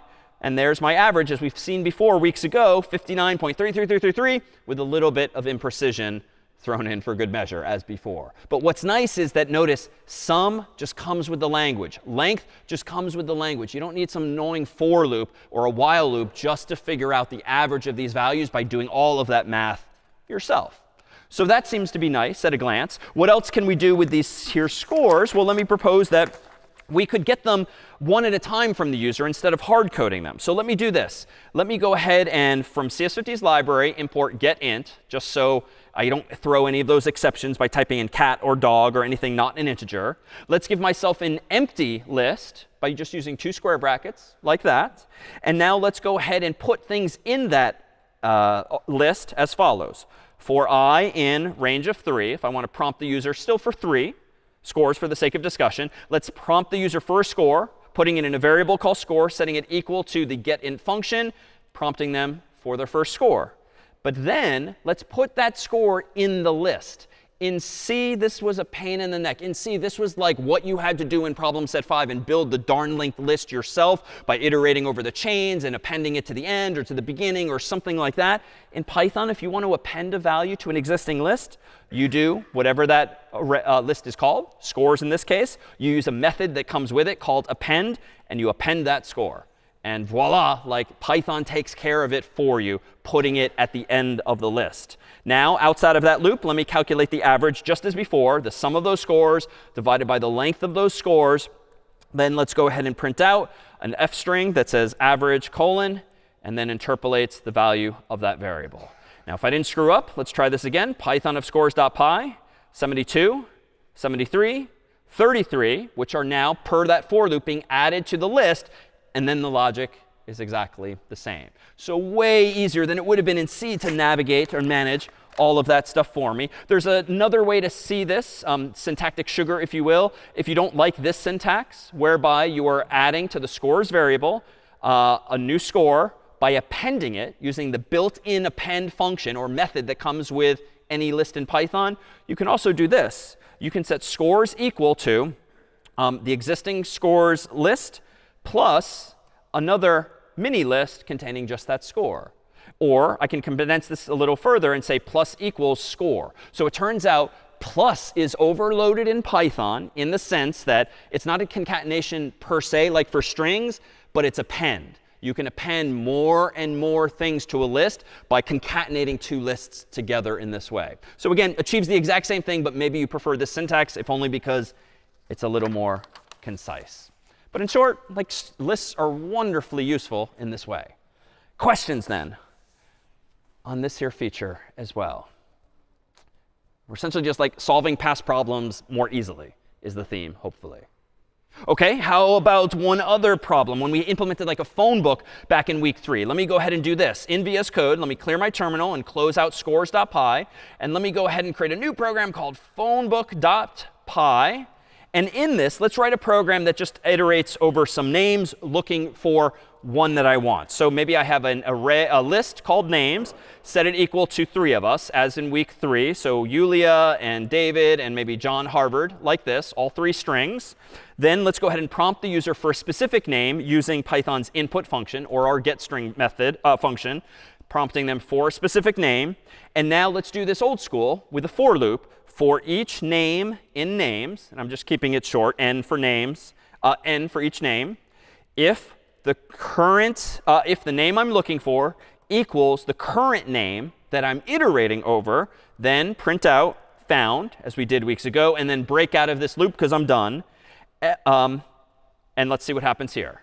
So Python of phonebook.py, let's search for my own name, DAVID, enter, and David's name is found. So that's kind of handy. Let's do this once more. Search for John. John is now found. Let's search for, say, another name, but let me mistype it maybe, like Yulia in all caps. I'm not handling any of the capitalization here, so I don't think she'll be found. And indeed, we see no mention of found. Now, this is a feature of Python that's kind of handy too. And it's a little weird because in C and in Scratch, the only time you could use else was with conditionals. But we've seen in Python, you can also use else with exceptions, those special errors that can be triggered. You can even use else's in Python with for loops by saying else print not found. And what happens in Python is if Python realizes you never actually break out of this loop yourself, it will then print out this only if you've not broken out. The logic being that, OK, you clearly didn't find who you were looking for, so else, let's just say as much. So if I now run this again, typing in Yulia's name, all capitalized, so miscapitalized here, enter, I do now see that she's not found. So it's just a nice little trick because it's so common to iterate through things, fail to find a value, and then you just want to say some default, you want to execute some default line of code as well. But turns out, let's tighten this up too. Python does not need you to do all of this work by iterating over every name in the list, checking if each name is in there. Rather, we can tighten this up even more. Let me get rid of this entire for loop and just say this. If the name you're looking for is in the list of names, then print found, else, in this conditional, print not found. In other words, I can literally just ask Python, you search over the darn list for me, and if it's in there, wherever it is, return true in that Boolean expression, in that if conditional, the Boolean expression in effect, so I can print out found or not found. So this too will just work. Let me go ahead and run this again at the bottom. Python of phonebook.py, search for myself, David, and I'm indeed found. But I don't need to implement the searching for it left to right. It's still using linear search under the hood, but someone else has now written that code for me built into the language itself. All right. So what more do we get? So it turns out that in the world of programming, like maybe the most useful, one of the most useful data structures is indeed a hash table, which gave us the abstract data type last time, known as a dictionary, which is just a set of key value pairs. What's wonderful about Python, unlike pset5 and C, is that you actually get a data type called dict, for short for dictionary, which gives you exactly that, key value pairs, but you don't have to implement any of the darn logic of problem set 5. It still gives you, in effect, something that looks a little something like this in memory, key value, key value, key value, but you don't have to worry about the array. You don't have to worry about the chains strings of linked lists. You don't have to worry about the hash function even. Python takes care of all of that for you. Now, this will be a bit of a mouthful to set up, but let me go ahead and do this. Back in VS Code, I'm going to go ahead and create another version of phonebook.py here by first creating a dictionary of people instead of just a list. Because up until now, we've had no phone numbers involved. I do actually want to have a bunch of names and phone numbers. And the way I'm going to do this is as follows. At the top of this file, I'm going to go ahead and create a list called people. I'm going to create a list called people. And a list, of course, uses square brackets. But every person now, I want to have some keys and values, like a name and a number. So how can I do this? Well, I'm going to make some room for this. This is not incorrect. I'm moving this close square bracket to a new line because I want every element of this list to be very clearly a dictionary, a set of key value pairs. And you couldn't do this in C, but you can do this in Python. In Python, you can use curly braces to represent a dictionary of key value pairs. How do you define the keys? You put the first key in quotes, you then put a colon, and then you specify the value for that key. If you want another one, you do a comma, you then do quotes, and you do another key, colon, and then its value. And if I think back to week 3 rather, we used +1, 6, 7, 495, 1000 for Yulia's number then. And that's it. It's a little cryptic because it's all on just one line, but it's like having 2 rows in this visualization here. Name, Yulia, number, +1, 617, 495, 1000 in their chart. So if I want a second one of these, I'm going to put a comma at the end of Yulia's dictionary. I'm going to put myself on the second line. So open curly brace, quote unquote, name, colon, and then David in quotes. Then comma, number, close quote, colon, +1, 617, 495, 1000 as well. And then lastly, a second comma, so that we'll put John Harvard in here. So his name is quote unquote John. His number is +1 949 468 2750. And now we have a list of 3 dictionaries. Each of those dictionaries has 2 keys and 2 values respectively. Syntactically, this is a pain in the neck, and we would probably just store all of this information in a CSV or a database or something like that. But for now, I typed it all up manually so we have a working example. Now, let's actually search this list of dictionaries for the people I want. Let's set a variable called name equal to the return value of input, prompting as before the name we care about. Then let's do this. For each person in that list of people, let's check if the current person's name equals the name the user typed in, then get their number by looking at that person's number field, and then go ahead and print out with an F string something like found, and then I'll just print out that number in curly braces. And then I will break out of all this, or as before, else let's go ahead and print out not found. So this is a mouthful, but let's consider what's happening here. First, on line 8, I'm iterating over every person in people. What is people? It is a list of 3 dictionaries. So on the first iteration, person is this person. Second iteration, this person. Third iteration, this person. And Python just takes care of that for me, like we've seen with our for loops already. If that person's name field has this name, then I found the person I'm looking for. Get their number, stored in a variable called number, if only so that I can print it out with this F string. Else, go ahead and print out not found if I never actually break out having found someone. Notice then that just like in C, when we use square brackets to index into an array, in Python, you can index into a dictionary by literally using the same square bracket notation. So instead of saying bracket 0, bracket 1, bracket 2, you can say bracket name, quote unquote, and that will look up the value for that key. So again, it's like going into this chart that we see here visually, looking for name in the left column, finding that person's name, looking for the number value in the left column, and looking for its corresponding value at right. It's all sort of happening for us automatically. Now, it turns out we can do this more simply if we instead restructure our variable called people. So let me go ahead and do this. Let me go ahead and delete all of the code we just wrote, including that for loop, and let me redefine people as follows. And I'm going to leave the first version up there so we can see before and after. Let's redefine this variable as equaling people, but instead of people being a list of dictionaries, let's just make people one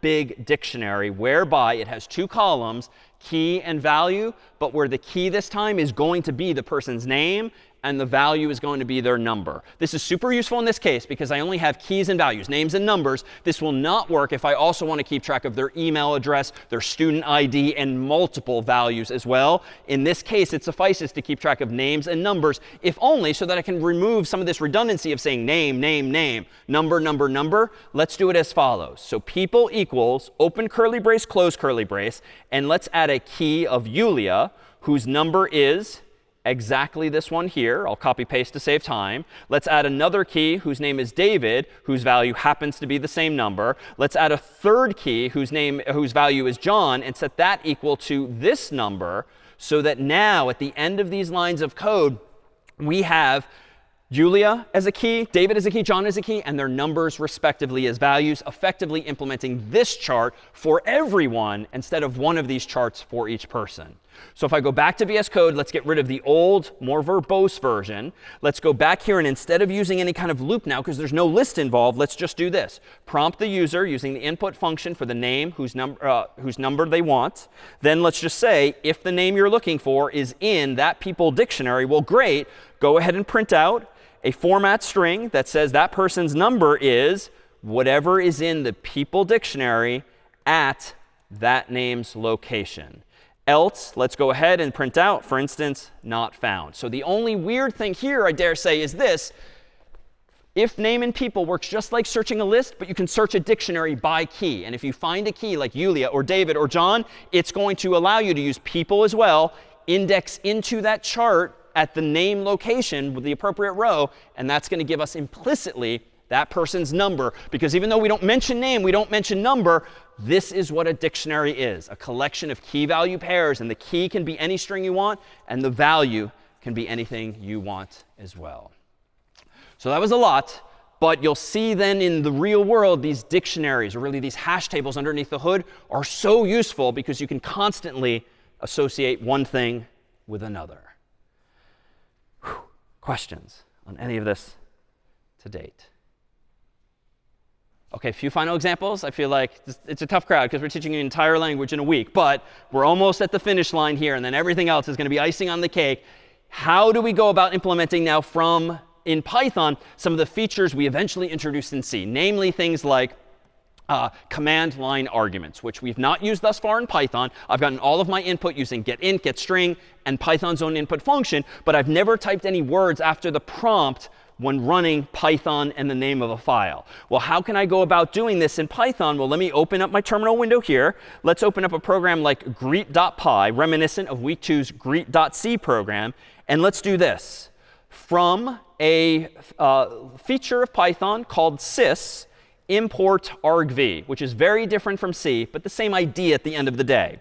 If the length of that argv variable happens to equal 2, let's go ahead and print out a format string that says hello, comma, argv bracket 1, close quote. Else, go ahead and print out the default from week 2, which was just hello, comma, world. All right, what has just happened? Well, first let's run it and try to infer. So Python of greet.py, enter. I didn't write any other words after the prompt, so I literally see the default hello, comma, world. What if, though, I write Python of greet.py and then David? Well, what's going to happen here is Python, via this sys library, is going to automatically put every word I typed at the prompt after the name Python into a list called argv by definition. I can then check how many words are in argv. And if it's 2, that means that the human typed in not only the name of the file to execute, but also something after that as well. So if I now run this by hitting enter, now I see hello, comma, David, because there's 2 things in that list, greet.py and David. There's no mention of Python because that's the interpreter. And without the interpreter, none of this would work anyway. You get the name of the file and the word you typed after that. It's not going to work, though, just like in week 2, if I do David Malin, because now argv's length will be 3 instead of 2. So I'm again going to get the default. But this is to say there is still argv. There's no argc because you can just use the length function, len, to find out what the length of argv now is. What more can we now do? Well, let me go ahead and propose that we introduce, how about exit statuses as well, whereby, recall that in C we had the ability to actually exit with some value, like 0 on success or 1 or anything else upon failure. Turns out that that feature is also tucked away inside of this sys library. Let me go ahead and create another program called, say, exit.py, just to demonstrate this one. Let me go ahead and import sys so as to have access not only to argv, but also a function in there called exit, which just worked in C. But in Python, we'll see that we want to use the version tucked away in sys. Let's do something like this. After importing sys, let's check if the length of argv does not equal 2 things. Let's go ahead and yell at the user, quote unquote, missing command line argument. And we didn't spend long on this in C, but we did something like this a few weeks back. And then let's go ahead and call exit of 1. Otherwise, if we get down here, let's go ahead and say, as always, a format string of hello, comma, sys.argv bracket 1, just as before, so as to greet the user. And then we'll say exit 0. But I do want to use argv that's inside of sys, and I want to use exit that's inside of sys, because according to the documentation, that's where these symbols are. So I can now do sys.argv, and I can do sys.exit and sys.exit, which just makes super clear that those 2 symbols, argv and exit, are inside of that sys library. And we did this earlier when I played around with the CS50 library, either importing specific things or the whole library itself.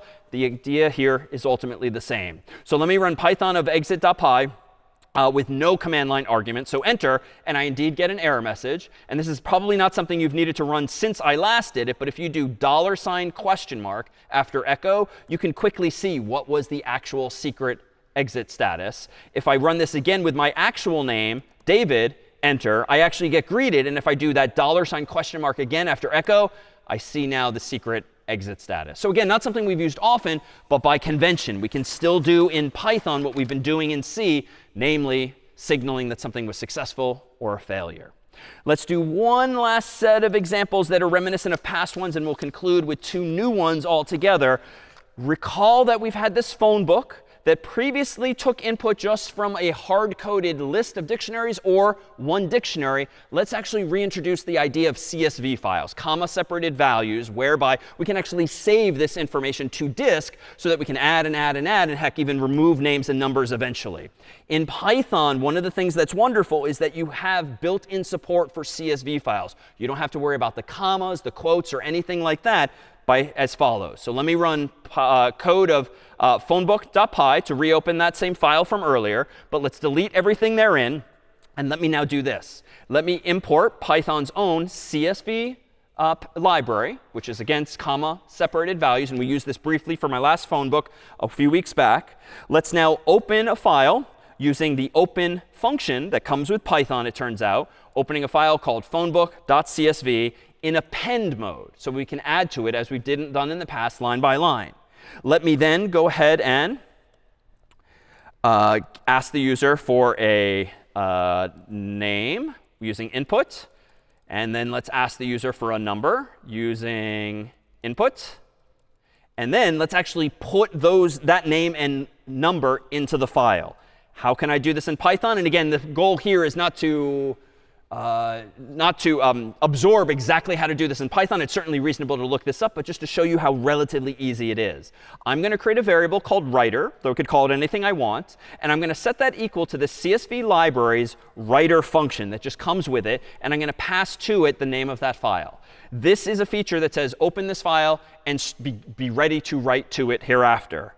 How do I do that? I can do writer.writeRow, and I can pass in a list of the things I want to write to it. So I can say name, comma, number in square brackets. So that prints out a new line to the file. And then at the very end of this, let's do file.close to close the whole thing.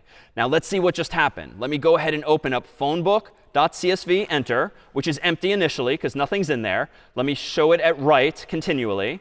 Let me now run Python of phonebook.py, enter, and let's do Yulia's name. Yulia, enter, and then her number, +1 617 495 1000. And watch what happens at top right when I hit enter, because that row will be written. All right, she's now in the file. Let me run it once more with my name and +1 617 495 1000, enter. and now I am written to that file. And if I want to do this for John Harvard or anyone else, I can do that then as well. So what's nice is that notice that the right row function is actually outputting the commas for me. And if there were weird characters or commas, it would actually escape them by using quotes as well. As with Python in general, I can tighten this up further. In fact, it turns out that in Python, you don't need to be so pedantic as to open the file, then do some stuff, then close the file. There's this weird other preposition in Python, namely with, that allows you to do multiple things at once. So let me do this. Let me get rid of the close line, and let me instead do this. With open as file, colon, and then let me indent all of this here. That now is going to have the effect of actually doing all of that, but automatically closing the file for me. So I don't run the risk of forgetting, maybe leaking some memory somehow, and so forth. And there's one final flourish I can do here too. Right now I'm using this basic writer function, which essentially just writes a list, writes a list, writes a list. There's one other way where I can write dictionary after dictionary after dictionary, which is handy, especially if I don't just have names and numbers, but maybe email addresses and student ID numbers and other types of values as well. And I can do it as follows. Let me go ahead and let me say, oops, and actually, just to be clear, this code can be outside of that with, because I can ask for this once without the file actually being open yet. So let's change just these two lines here. I can create a writer, but this time use a dictionary writer, which allows me, again, to write dictionaries, key value pairs, instead of just lists of values, lists. I can say use this file for my dictionaries. Let's use field names of quote unquote name, comma, number, and then let's go ahead after that and do writer.writeRow, and I can now pass in any dictionary I want written to that file. So I can do name, colon, name, and then for instance number, colon, number. And let me go ahead and reopen phonebook.csv, enter. Let me move it at right here. Let me delete all of that.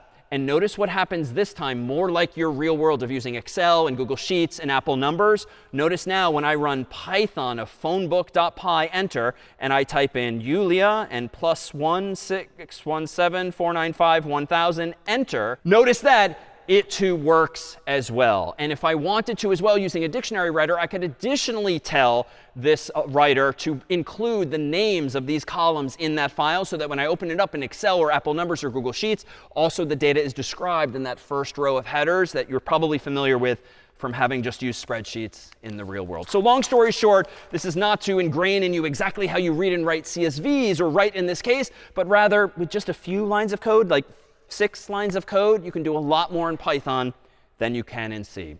So now to end on a lighter note, let's do this. It turns out in Python, there's not only all of these libraries that come with the language, but there's also third-party ones that you can install as well. And there's a program you can run in a Linux environment, like your own code space, called pip, which allows you to install additional packages. That is to say, third-party libraries that other people have written. What this means is that in advance of your using CS50.dev, we essentially ran pip install CS50 to make sure that by default you just have access to CS50's own library. It does not come with Python, but it's out there in the cloud somewhere, and pip knows how to install it. But suppose I want to do something fun, like from a few weeks back where we did cow say, and we had a cow moo on the screen, and we had a dragon and other things too. Well, it turns out there's a package called cow say that I can install for Python with pip install cow say enter. You'll see on the screen a bunch of stuff happening because it's downloading it and it's installing it into the appropriate location. But now this means there is a library called cow say in my own code space. So if I go ahead and create a program called like moo.py in this file, I can now import cow say, which will give me access to any functions and symbols therein. And I can do something like this per its documentation. Cow say library .cow, because this is going to print a cow on the screen, and I can say this is CS50. And down here, I can do Python of moo.py, enter. Oh, let's make the terminal window bigger. Let's do this again. Python of moo.py, enter.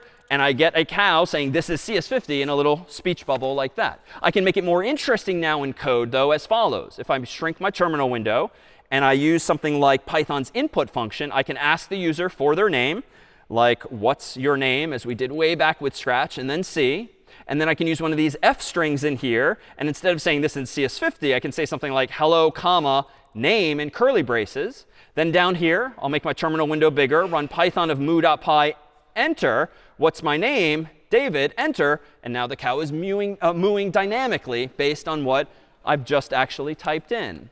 We can do things even fancier than this. Lastly, let me see if I can type this out correctly. In my terminal window, let me go ahead and install pip install QR code, these two-dimensional barcodes nowadays that are seemingly everywhere. This is going to install a library that's going to know how to automatically create a 2D barcode for me based on any text that I give it, including a URL, because someone else wrote the code that figured out how to do all of that and output a two-dimensional code. So let me go into a program called qr.py that I myself will write, but I'm going to stand on that person's shoulders, and I'm going to import a Python OS library, which gives me access to the file system so I can read and write files. And I'm going to import that person's library, QR code. I'm going to now create a variable called image, set it equal to qrcode.make, because I want to make a QR code. And I'm going to type in like the URL of one of CS50's lectures. So https://youtube/xv-jo5pgg0. And hopefully, I made no typographical errors there. Then, on my next line, I'm going to call image, which is the name of that variable, .save. I'm going to save this as a file called qr.ping. Turns out this library supports different file formats, like ping, PNG for portable network graphics. So I'm going to say, give me that type of file. Then, I'm going to go ahead and run this program as follows. Python of qr.py, enter, no errors. I'm going to now open up qr.png, enter. Hide my terminal window, give you all a chance to open your phone and open the URL that's secretly embedded in this QR code. And at the risk of incurring your ire, there we go. This was CS50. We'll see you next time.